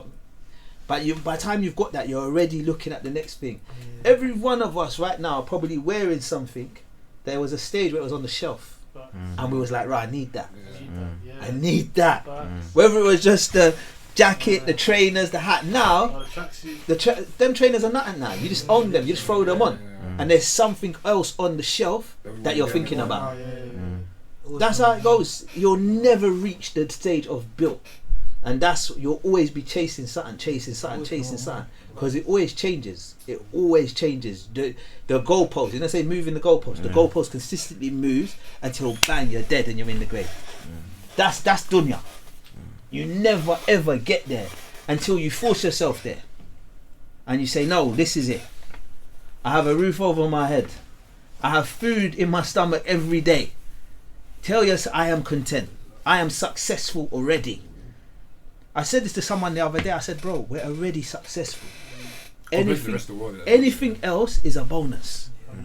We're not chasing success no more. I'm successful. What do you think? Man saying, I'm successful already. I'm already successful. I'm not chasing success. Anything else that comes is just a bonus. The reason why I'm successful is because I sleep in a comfortable bed every day. We're chopping food, lamb, meat, chicken. This is luxury. I eat every day. I sleep in a comfortable bed every day. I can speak to my mum. I can speak to my daughter. This is success. Anything on top of that is a bonus. So, and that's what you got to say to yourself. Now, if you're at an age where you don't live on your own and say, no, I want to build, I want to be able to move out and pay it, because if I get married, then I know there's a guy who you lot would even know him, but I won't say his name. He's a more famous speaker, older, one of the OGs. I remember once he used to bring his son to the talks. His son was younger than me, so he used to come to the talks when we tour. We'd be in Holland, Denmark, we'd do events, and his son used to always come. And then once I said, how's your son, Sheikh? How's your son? And he goes, oh, he got married. I was like, huh? Your son got married? Ain't he like 17, 18? He said, no, he's 18, yeah. But there was a girl in his, they liked each other a lot, both Muslim. So I spoke to the parents. They're done in the car, they're married. He's still living at home, she's still living at home, but at least now they go cinema on the weekends. They go there, they do their, they can chill. They're on. Sometimes I see him, he's in his room on his phone to her, but I know that's his wife. Now the beauty of that is, I know the brother now, the son now. And I remember those conversations with his dad. He might not even know that I had those conversations with his dad, but he's one of the wealthiest brothers that I know now. He's living well with his wife and his kids, and they got a big house. And sometimes I look at that and I think, I know how that started. You was building still, but you didn't need to wait. Do you understand? Marriage open barakah. It increases your risk. That's one thing it increases. When you get married, Allah will increase your wealth. Starts providing. But he knows you really need it. Yeah. And the main thing is to be sincere in all our affairs. That's the only thing I say is to be sincere. Because when you're sincere, that's when the intentions are pure and you're sincere. Allah take care of you. God takes care of you. When you're sincere, you know, like, He will take care of you in everything, in all your affairs. You'll just be like, wow, something pops up, something pops up. You know, you're traveling, you missed a flight, you're stuck in another country. Oh, my car's not working. In any situation, we need something other than us to be able to rely on to help us. And someone will come up to you, or imagine I just bumped into someone in the airport and they helped me and they didn't. No, it's not coincidence. It's because you've been sincere in your life. You've done good. That Allah sent someone in your path to help you out of that situation. Do you understand? Every time when you're in a situation, because we're going to go through life where we're going to face problems, calamity, struggle, tests, and we need assistance to get out of those problems. We need help. That's a fact. So that's why I say, what do you pray 5 times a day? Well, you're practicing over there. I say, bro, I don't want to pray all the time. I have to pray. It's non-negotiable. It's not a choice. It's not a choice. Man's tired. Sometimes I can't be bothered to pray, but I have to. I need Allah. Man needs God's assistance in this life. We need Allah. Like we need His help. Because I'm saying, rah, things are gonna happen. I've got a daughter now. She's going to school. She's coming home from school. Who's gonna protect her from harm when she's on that bus, when she's by herself, when I'm dead? And I need Allah. Allah's the only one that can protect us, that can guide us, that can. So I need it. I need this prayer. I can't neglect this, because if I forget Allah, He might forget me. I can't afford for that to happen. So I'm like, I need to pray, whether man wants to or not. Sometimes I've had people phone me and tell me about their problems in life and ask for advice. And I say, let me ask you a quick question. Are you praying? Oh no, I haven't prayed for a while, you know. So why are you phoning me for? There's a God right there that created the heavens and the earth in 7 days, and it didn't tire Him at all. There's a God that created the heavens and the earth, you know, the animals in the sky, the fishes in the sea, the birds, the ants, created everything, the human body, and it didn't tire Him. But you're phoning me for advice. Who am I? But you're telling me you ain't prayed for some years. We're not taking this life seriously. And this is it. That's why Malcolm said, I love him, as a brother Malcolm said, as a nation, we need to learn how to think.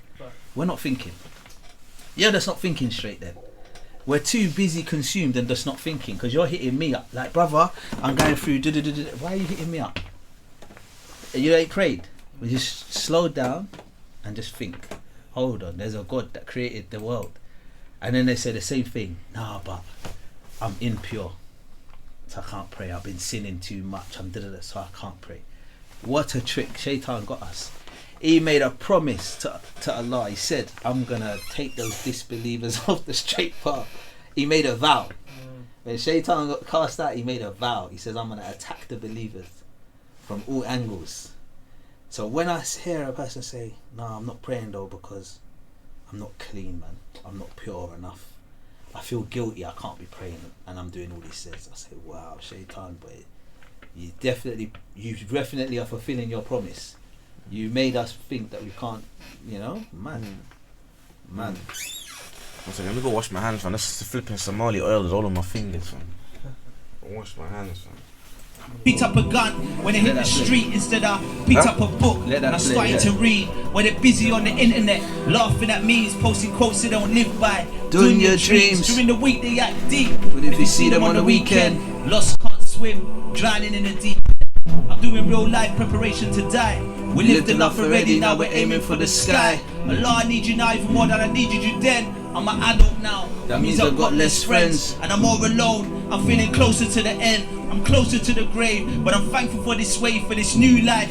Find more power in a dua than a knife, more justice in a prayer than a fight, more peace in your days than nights, walking a straight line, rather than a girl, you're just looking for a wife. This is real man business. To survive these real times, have faith. Some of the best men came from the worst crime, watching the world pass. Look how time flies. We grew up with nothing, we were still the cool guys. On the estate wall making future plans. I was young and ambitious, with the world in our hands. We was living with no fear, confident introverts, big presence everywhere. This is South London. We was SMS, we had to step it up. We was faced with a test. We wasn't the best of men, but we had some clean hearts. We had brotherhood coming from the worst parts. If it all ends today, what can I say? When that time came, we stood up in the mosque and we prayed. When that month came, we fasted on those long summer days. We played our best hand from a bad card game, real talk. I'm proud of this journey so far. I know I can do better, so it's time to go hard. No more Muslim Belal like it's just a stage name. No more photographs like it's all about fame. This is real life, and this is real submission. I came a long way, now time to use this position. Therapy, I'ma keep going, it's therapy. Go ahead. I know what's funny about ready or not, death's gonna like, come for me. Somebody's son the pointing his gun at me. Literally, it's kind of like the whole with the Travis Scott everything, the balance. That's the balance. Yeah, I'm never gonna stop all of that. Because that make me not feel like, you understand? Like, I realise I love training, and I love so I've been keep that. notorious since 1993 in the ghetto. The problem is they don't know when it's time to let go. I told them anything that costs you your deed is too expensive. Carry real trauma from the streets and the trenches. Find my escape reading these books in a peaceful place. You ever tasted the sweetness of faith? Could've went back and built a drug line. Went forward, built an orphanage for the orphans. It's game time, I call this round 3. The first round was the streets, the second round was a dean. Young extreme. People are hardly the same as they seem. Last week, should've seen what I seen. Young treasure.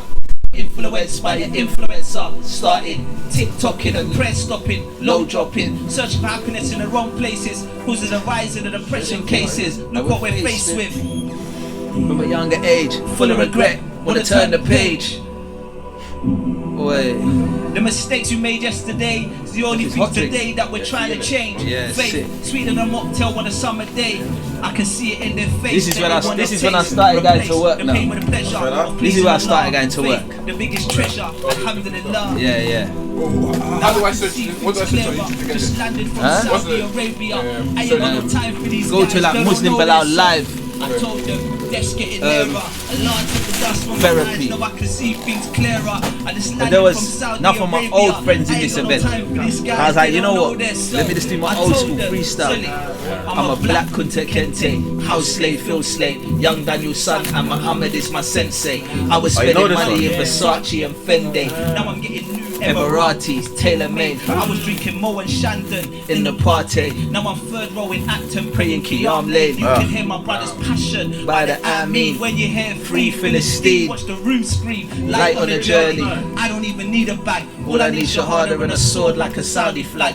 Beard on my chin, Muslim when I rolled up. Yo, wheel that up. I'm only shahada and a sword like a Saudi flag, yeah. When you hear free Philistine, watch the room scream, light on a journey. I don't even need a bag, all I need shahada and a sword like a Saudi flag. Beard on my chin, Muslim when I rolled up. Yemeni scarf, my tracks bottoms rolled up. They can look and laugh, but we know when this is all up. Who would laugh last? His face dark and who's his glowing up. I'm on this thing till I'm older. Inshallah, stay on deen like a soldier. You see, I can see clearly now the rain is gone. The page they're on is clearly not the page I'm on. I didn't expect to be staying for this long. By this stage, I expected to be already gone. Prediction wrong. I thought my addiction had gone. It wasn't in my plans to be making another song. It isn't in my hands. I plan to be moving on. But I am just a man. Cut a man do wrong? I guess not. What planet are they really from? You're up from the best lot. I am not the best one. Come from Jamaica. Credit to the maker. Put a little money on the side for the data. Wanna fly away with a wife. Arabia. I can hear the call in the night. Wake me up. What you find easy in your life. Maybe I struggle with these things at times. Struggler, but they can stand by and criticize.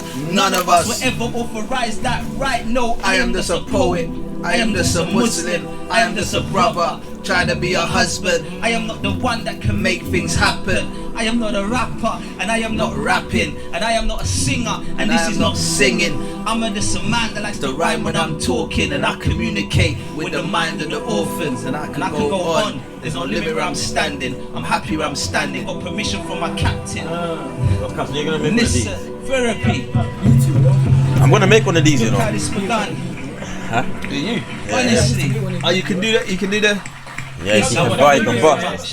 never done That is fair. I've No, done like, that. oh, yeah, take the mic and it's going. When you see the backing there, I made that backing myself. So like, Oh, the vocals. Yeah, so I do them. No way. Yeah, so I make them.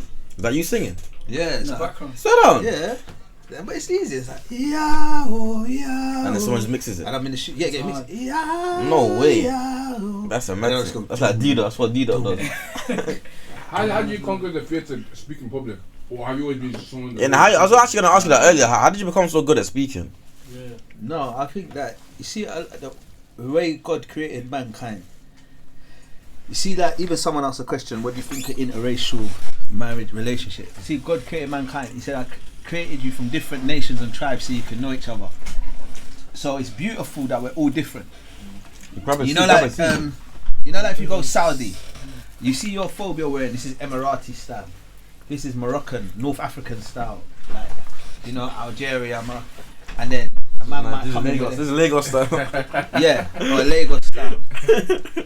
And then they got like the you see man with the Saudi one with the buttons, then the Omani or Zanzibar with the Tanzania wear it as well with the little tassel there.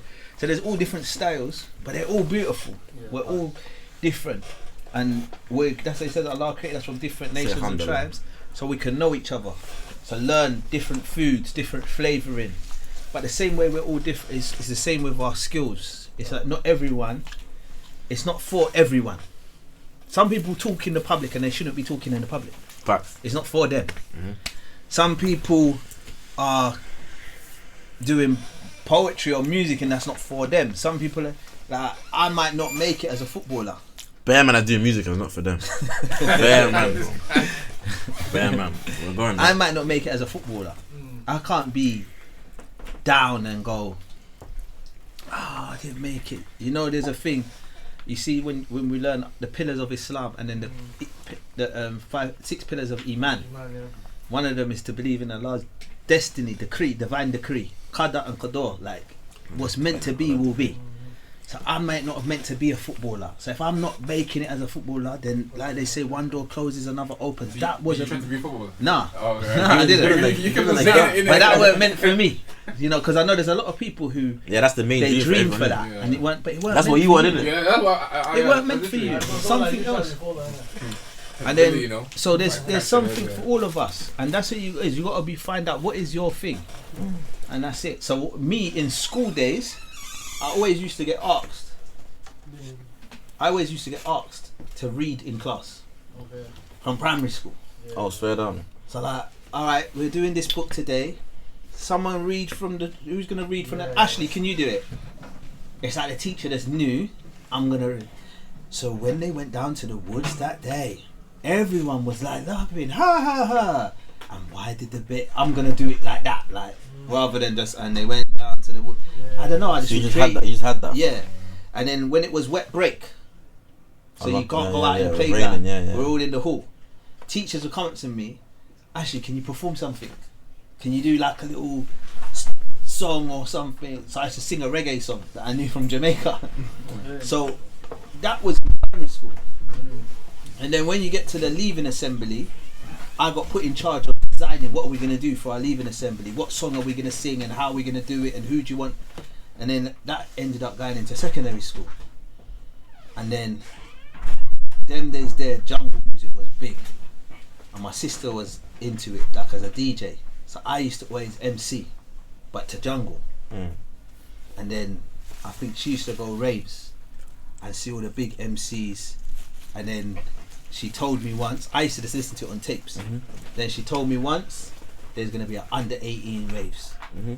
Powerhouse, East London. Do you want to? You can come. It's under 18. So this is my first time I could go.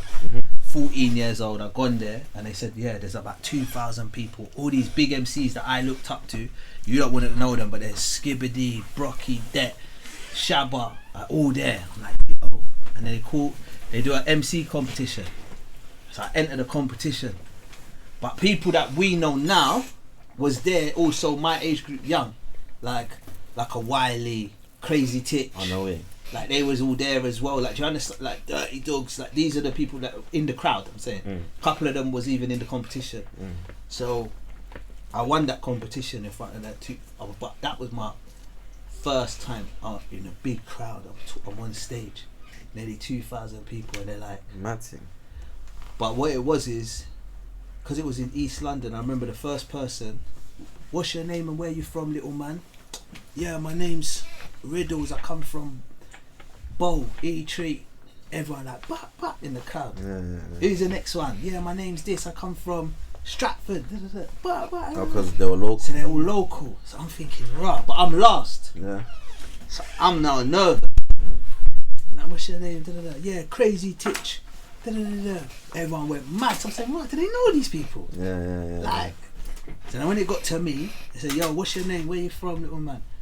I said, like, yeah, I swear, like, yeah, Smalls, Crystal Palace. Silence.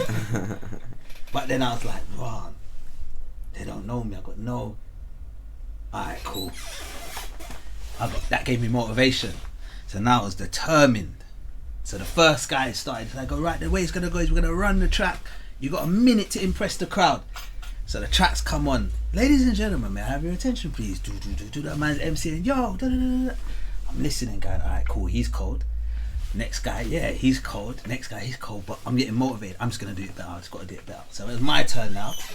Gone on the mic, done something, mash up the place. Everyone's gone mad. So this is where it started, like 14. This is like, and that there was a big pirate radio station them days called Cool FM. So that was on Cool. They played that competition on Cool FM. Yeah. But this was our internet. We used to listen to radio stations them days and record it with a tape. So everyone in the ends, when I've gone back to the ends now, they all knew about it. Wow, you was on Cool FM. So I've gone back to South, and it's like I was flying the banner for South, like, so the whole hood was like, yeah man. So now I started getting bookings to come and MC at parties, MC at this, MC at that. Yeah, from 14. So I'm getting bookings, and I was bumping Stinks. All these are under-ins. So like, we'll go to a booking, see Stinks there. He was the designer man. Versace, if he's wearing Versace trousers, have a Versace shirt on. Moschino trousers, Moschino shirt, waistcoat, drop tag, drop that. Like, he was all designers, and his dad was the same. That's how they was. Even yesterday at boxing, he was on a Fendi phobe. Yeah, so he was always like that from young, and he was short. But a lot of us there, we were short. We all had that in common. We were all short. So I would come and I'll mash up the mic, and then they will be in the crowd, the corner, just mashing, you know, like this. And then I'd do loads of raves like that until it started going outside. And then this is when the garage came through. So it'll be like, I started going to some, and you'll see like, oh, in Arena 2, So Solid Crew's gonna be there. Or this one, or do you understand, Pay As You Go. That started the whole jungle scene. So so from then, it was always there, then getting into film. So once I became a Muslim, to be honest with you, I thought I was walking away from the stage. You understand? Oh, you thought leaving that behind? Yeah, I thought we didn't know there was a life. Yeah. I'm going for a life of peace now. Gonna go live under a rock and chill until, you know how Imam Shakil is. You see it today. Yeah. Pull man to the front. Yeah. I got a brother here. He's gonna. Yeah. Yeah, that's what he done to young elves. Yeah, so he done that to me 20 years. You get nervous when it comes to them kind of thing. Yeah, but them days there, now it's like a thing he does. I think that was like, probably that was a new thing then. Like, and it was like a whole 30-minute, 45-minute talk I had to give. Sitting down. Whoa. Yeah, proper thing. And then off that talk, it was just spiraled, and then the internet came. Someone filmed me and put it on YouTube. But no one didn't know. I was all over YouTube. I've never put something on YouTube in my life. Even to this day? No, now, boy, I've never to this day even, but now there's stuff on there that I've permitted. Yeah. So someone made a channel for me, I don't even know the code, and there's like 7-8 videos on there that I've said, put that on there, put that on there. What about so like this, like I told them put it on there. What about in the sheets? Like, yeah, so that's them the sheets. Also, them, that's not you. No, at first, someone was making. Oh, is this the Imam Shakil thing? Yeah, the story of Muslim. Nah, that's 10 years ago. The Imam Shakil one's 20 years ago. Is it like some Malcolm X? That one weren't even filmed. See that Malcolm X one 16 years ago. Malcolm X? We met Malcolm X? No, lower than that. No, that tour was called I Am Malcolm X. So that's 16 years ago, that one. Whoa. That's the first time. I think Bills, you know Bills, innit? Yeah. My brother Bills. He was said.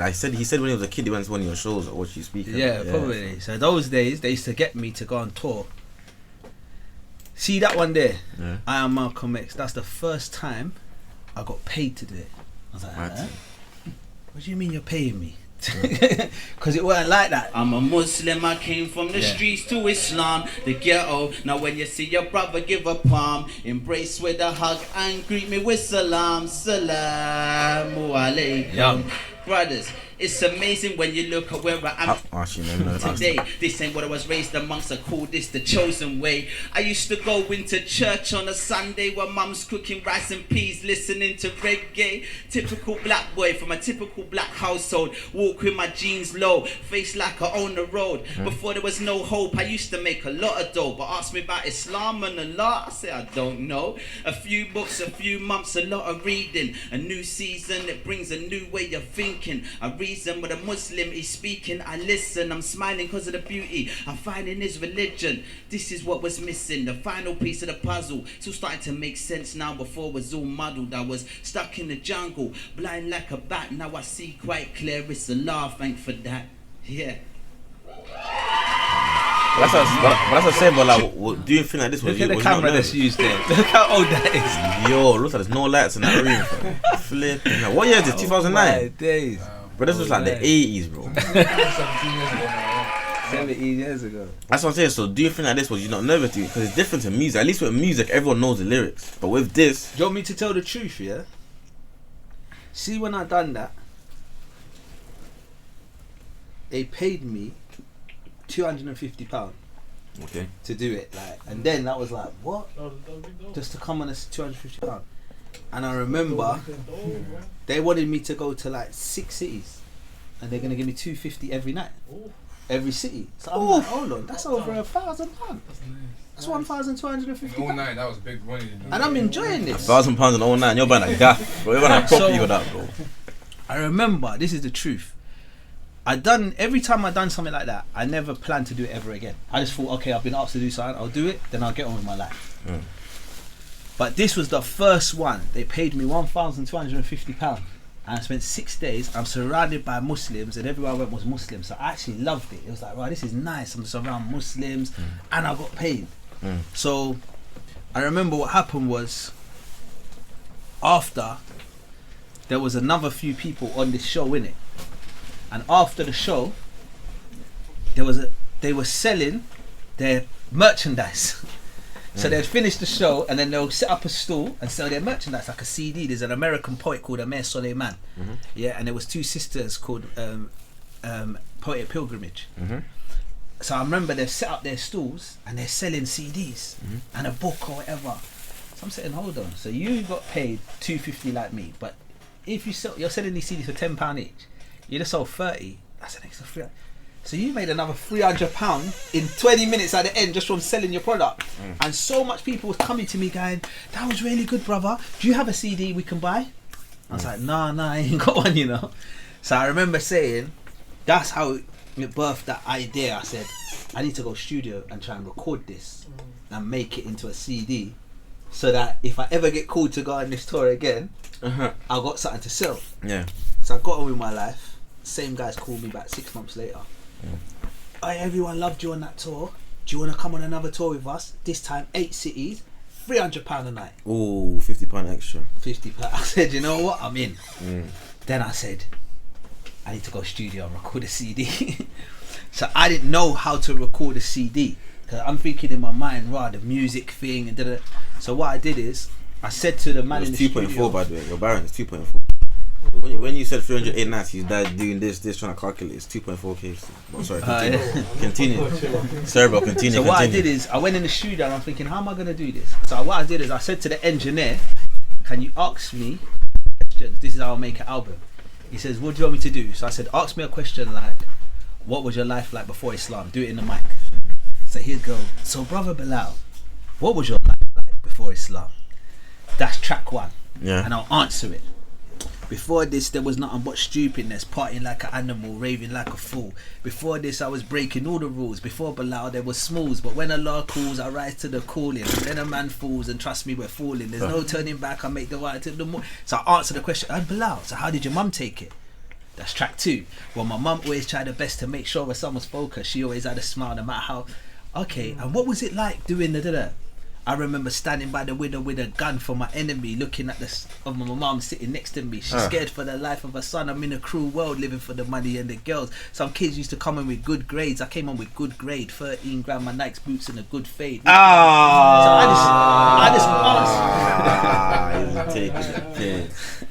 I started answering all the questions like that. So I made a CD like that where everything was a question and I'm just responding to it.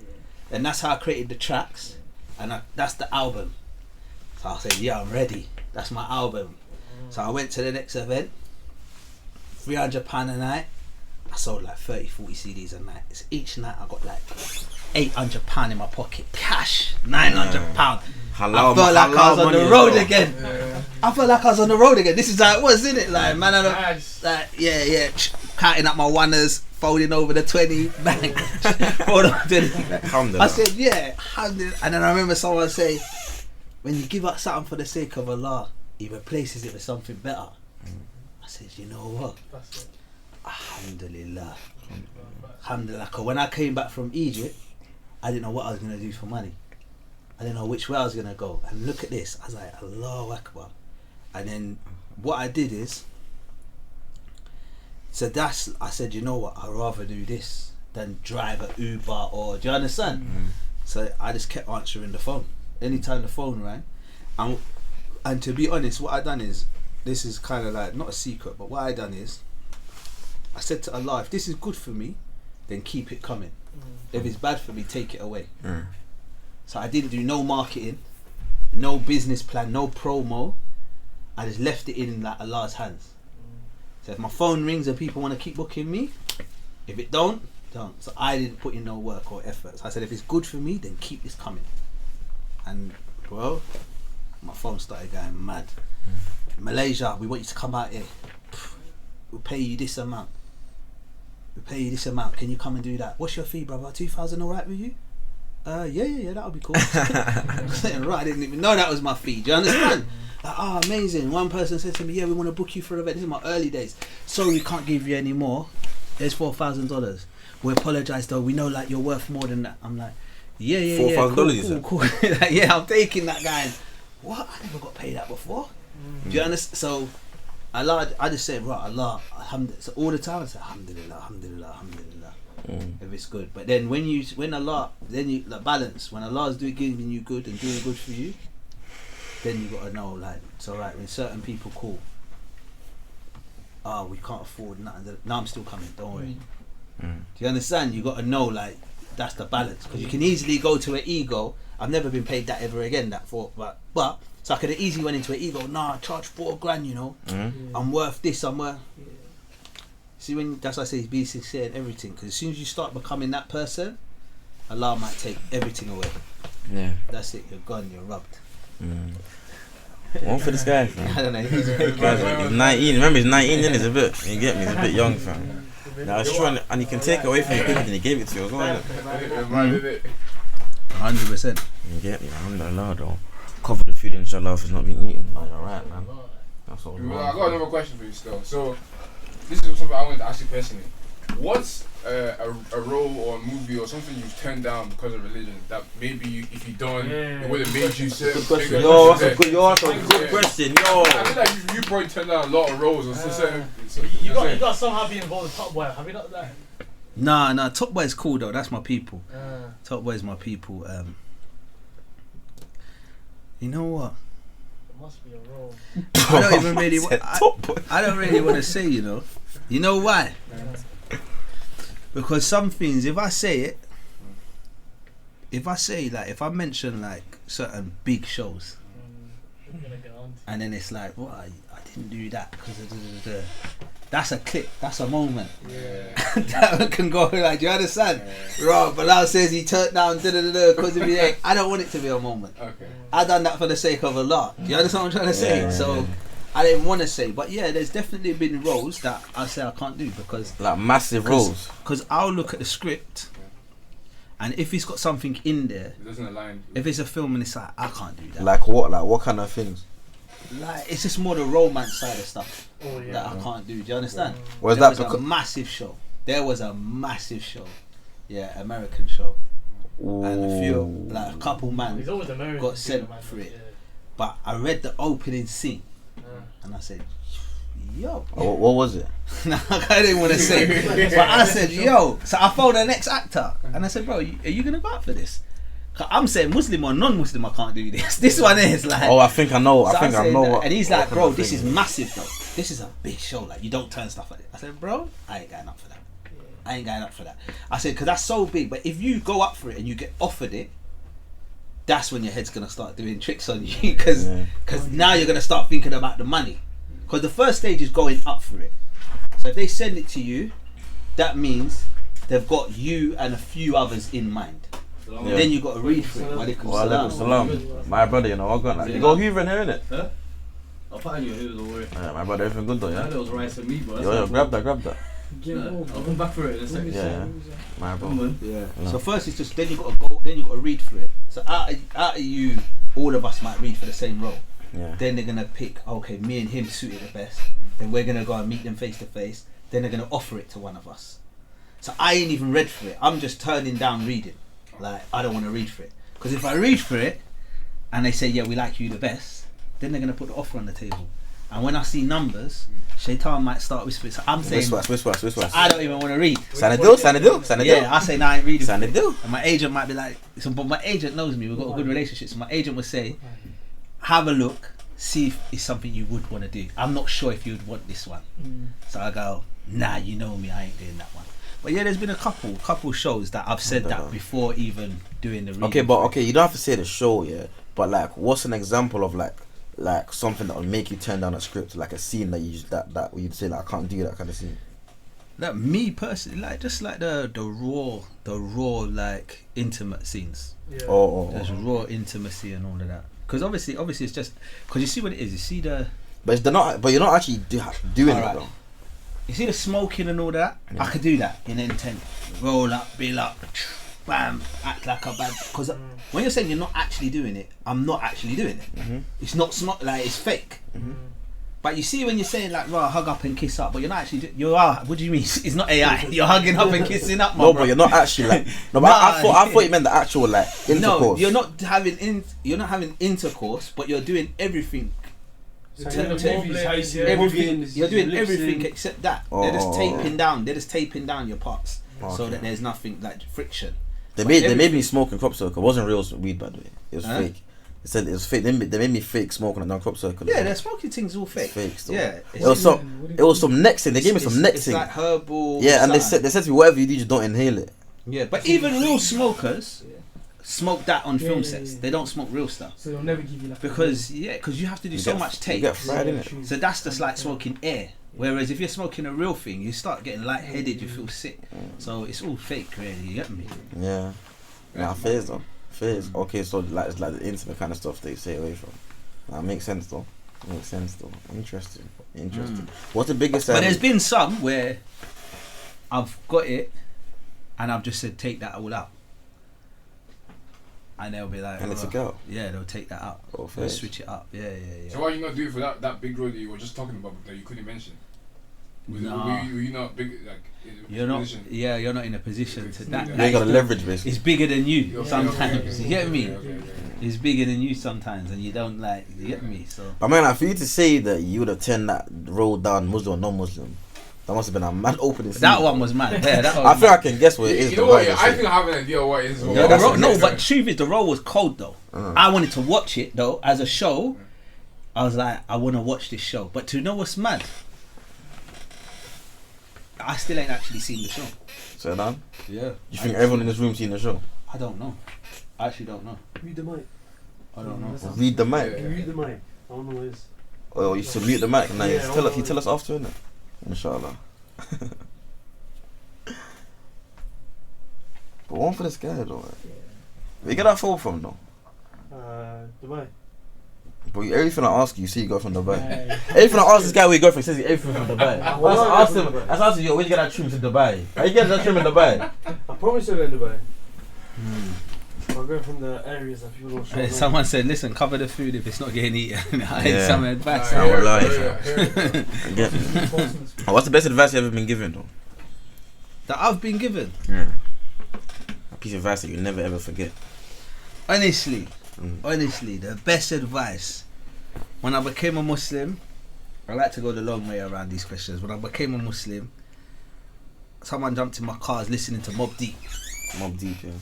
Man, no, you don't know what that is, innit? It's a turn that off, bro. That's Mobb Deep. Mobb Deep, a rap group, innit? This guy's too young. Yeah. So they said, bro, turn this off.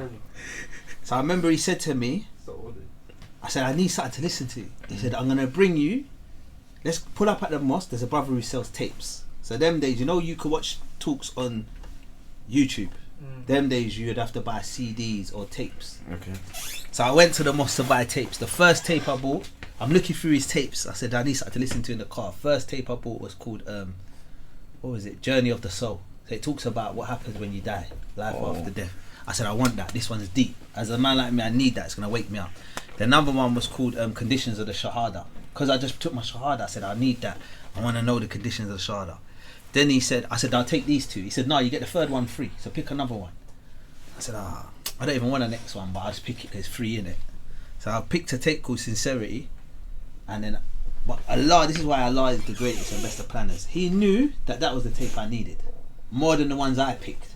So he put that one in my path. Because you see, once I put that one in, it's like I didn't take it out of my car. I used to play it over and over and over again. That talk got me. And the way that talk opened, it says, religion is sincerity. To be religious is to be sincere. And the way to be sincere. So religion is sincerity. Like, what is religion? Religion is sincerity. This is how he stopped it. He says, to be religious is to be sincere. And I was like, pondering on this, but the way he broke it down now, after in this talk, he's saying, because you could do so good. I bought the brothers food, but you done it because you want to show off. You wanted to show off, or because you're trying to impress Billy, because if you bring him food, he's gonna do that. You got a favour you need of him on Friday. Like everything's tactics. Yeah. Everything's you're calculating it. Calculated. Like, this is why they say the first 3 people in the fire are going to be Muslim. Yeah. Someone that died of jihad. Someone he's going to say, I fought for you. And half years. So no, you done that so that people can say, look how brave he is. Or, Quran, I memorised the Quran for you. No, you was doing that so people can say, look how beautiful his voice is. It's for the people, al-riyah, showing off. So he says, to be religious, to be sincere. Because no matter what good you're doing, if it's not sincere, it's rejected. So that was the advice I got from early, my first tape. It said, be sincere in all your affairs. And that sat with me where that's the best advice I've been given, and it's the only advice I give. There's not a day a man can say to me, brother, what advice would you give me? And I don't say, just be sincere, bro. That's the best thing, just be sincere, be genuine. You know what I'm saying? Be genuine, be sincere. You don't have to be perfect. You don't have to be the best. I'm the best Muslim. I'm the perfect Muslim. I'm the best. No, it's not about being perfect or the best. Just be genuine and be sincere. That is the best. Allah, we're going to be sinners. We're going to be sincere. Come to him with a clean heart. And you see, genuine and sincerity, even in the hood, from the streets, this is the best characteristic. Being real. Because I'm telling you, there's a man that was on the street that grew up in the hood. No one, and he's not the baddest youth. He's not the one that's going to do X, Y, Z. But no one don't trouble him. You know why? No, my man's genuine. Yeah, authentic. He's just genuine. He's a good person. He's sincere. He's a good, genuine person. The whole hood will love him. Yeah. You understand? He don't have to be eyes on the road. He's out there with us. When the call comes, he's there. He's on it. When this happens, no, it's just not. But no one ain't troubling him. No one don't want to rob him. No one. Why? No, my man's a good, genuine, sincere. That's why they say real recognize real, isn't it? So that's it.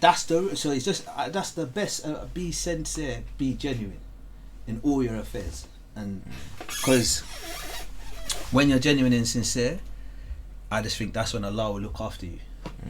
What you're doing, whether you're going for a job, whether you're in a sticky situation, whether you're trying to get married, whether you're going through health problems, whether you've got problems with your family, any situation, Allah will help you when you're genuine, you're sincere, you're a good person.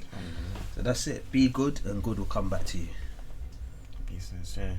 That's good advice. What about you? What's the best advice you've ever got? Me? Yeah.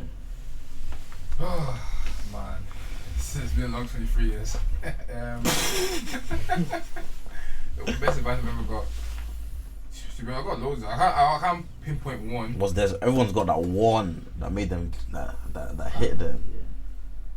This might be a bit controversial, so I don't know if I should say this. Say it. Okay, so I was chatting to an older person, like who I know personally. I'm not gonna mention his name, but we were kind of talking about relationships and that. And he said to me that when you get in with a female, yo, I'm scared for how this is gonna lie.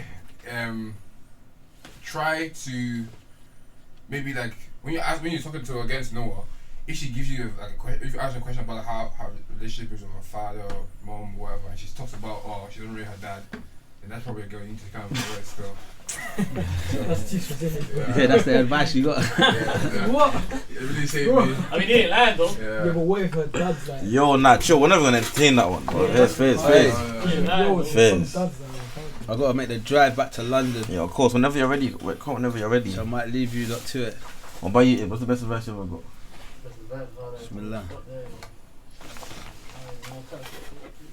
Check him back. I'm gonna leave you. Alright, chat. Everyone put W. Huh? I'm gonna let him down, yeah? I'm leaving you lot with that advice there. Yeah, man. I'm out. Alright, bro. Any final words for the stream? Be sincere. When the moon split. And listen, final words. Oh yeah, yo, the thing you're gonna Spot. say. Let me give them something on spot. Talk to them. Chat, bro's got a big project loading. So Spot is the charity.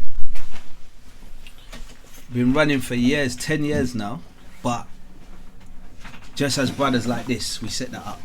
Me and my brothers set it up, yeah. Me and my brother Abu Bakr.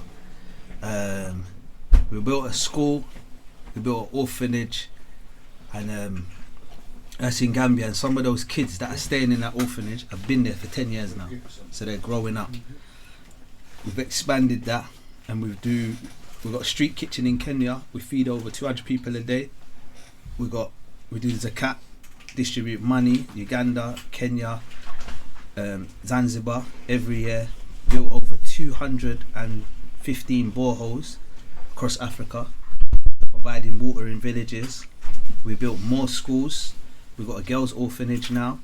We built over 5 mosques. So we're just building and growing. Every year we bring volunteers, youngsters out to come and see the work. Any volunteers, we bring them at the moment to Gambia because that's where our main compound is. I actually want to go. I want to go. And where our main orphanage is. So we bring volunteers out there. They stay at the orphanage. They meet the orphans. They see the work. So it's usually the young volunteers who have contributed and done something. So like they've raised like 2k or something. They're not given their own £2,000. Yeah, they've raised it. Yeah. So they might have something like, say one of them's got a stream. He might be like, yeah, come, I got my link. Until they got £2,000, and then they'll contribute it. So anyone who contributes around £2,000, we invite them out. So every year we bring about 70, 80 to 100 people out there, and they get to see the work, meet the orphans, come. So everyone, Ramadan, the reason why I always push it in Ramadan, is actually not even for personal gain. I'm not gaining nothing, but I know that this is a month where you can maximize your rewards. You can get a lot more barakah and blessings, and especially if we're people of sins and we want purification. Charity extinguishes bad deeds, so it's a good way to just clean up and just get big rewards. So get involved. But obviously with charity there's a lot of like you don't really see where your money's going or what. So this is something, that's why I call it the people's charity, where you can be hands-on. You can see it, like, you know, you're sponsoring an orphan or this, that kids, you can watch their journey. We post them online. Follow the page Spot Project. It's Spot_project. You follow the page, you'll see the kids, you'll get to know them. Memorizing Quran. Some of our kids have memorized the Quran whole fully now. When they came to us, they couldn't even speak English. Now they speak English, fluent in Arabic, memorize the whole Quran, like, because you've seen their development over the years.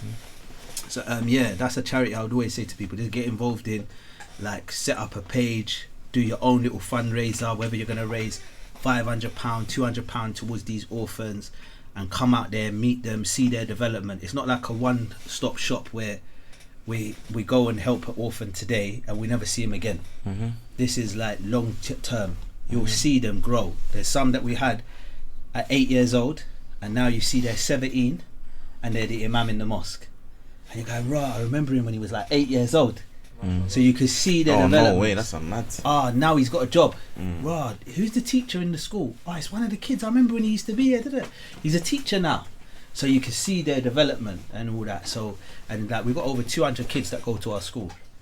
So yeah, get involved. If you check out the page, I actually want to get involved. I'm not just saying that. Yeah, listen, that's spot. Like anyone who's doing anything. Someone in the chat said, how can they volunteer? How do we volunteer?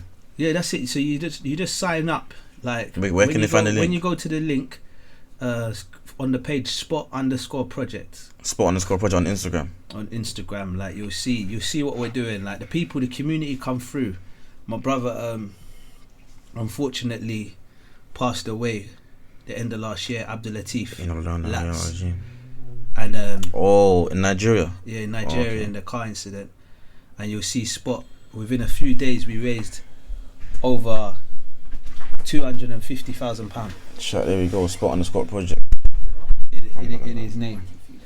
We built a borehole already in his name. We're going to build a big project in his name.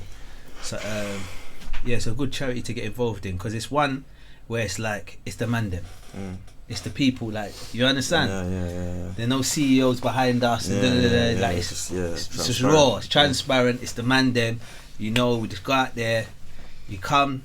So enough people like, I want to make a big donation. I say, keep your money, just come out there and just see, and then you do the work. Got young boys that like this from Birmingham, building their own thing. Like, they come out there, they've seen and go, yeah, you lot might as well just put it and build a school in your own name. Some boys built a school in their name. We called it the MBB Academy, because they had like their own uni team called MBB, Muslims Beyond Borders. So we said, you lot, just your money, just build your own school. We'll just facilitate it for you. Now they're like, right, this is our school. They got a whole school there. Yeah, so definitely get involved. And obviously this is the last 10 days coming up. Next week it will begin. It's going quick, innit? So get involved, like spot_project. That's the akara, that's the legacy. Like, when you pass away, that's what's gonna matter. Like, what did you do? Who did you help? Your deeds is what's gonna be heavy on your scales. So don't sleep on the good deeds. Like, doing good, don't sleep on it. 100%. Spot project, yeah. Remember I told you, charity. Even in the last 10 days, you know what I say, little things I would say to do. Again, this ain't for my benefit. This is just these little gems. Every night, you know, the nights of the last 10 days is valuable. Go on a charity webpage and just donate £10 every night. If you can do more, do £20 a night. If you ain't got, you want to do less, do £5 a night. Really should do £100 a night. If you want to do more, do 100. But whatever is in your capacity, in secret, in private, even if it's £7 a night, everyone, if it's £3 a night, whatever it is, in the later part of the night, even when you go to your masjid, your local masjid, just go on and make a donation. And then pray in that late part of the night. That late part of the night. Not talking Tarawih. The last third. And I'm not talking Fajr. I'm talking in between Tarawih and Fajr. So if the Tahajjud, the Qiyam, this is at like 1 a.m. now. It'll be about 1:30, 2 a.m. Just pray then. Even if it's 2 rakat, 4 rakat, 8 rakat, just pray then and just make dua. That is the point where Allah comes down to the low part and He's asking. And one of those nights might be the night of power. And we don't know which night is the Laylatul Qadr. It could be any one of those last 10 nights, which is the odd night. One of those odd nights. So I would bang every single odd night. Definitely. I'll do the whole last 10, but definitely every odd. If you're in a job or something and you're like, I'm going to do one, then rest one, and do one, and rest one, then do all the odds. And of all the odds, it says likely it could fall on the 27th. But it might be the 23rd. It might be the 25th. It might be the 29th. Or It's 21st. likely it's the 23rd, but it might be the others. So bang all of them. That's the advice. And do charity on those nights as well. And we benefit. We don't miss it. Let it till Qadar. Night of power. You know, where all our sins can be forgiven. That is it. Chat W. I do. W Muslim Belal in the chat, man. I'm out. And now I'm getting paid to tell my 20 story. years. Come on, man. Alhamdulillah, I came a long way. Brother, man, I appreciate it always, man. Wallahi, To fam. Islam, now salam is what we say. And the day after took my shahada, subhanallah, that was a Friday. The brothers picked me up, took me to Joe, man. We got there late. And Don't be Muslim Belal in the chat, man.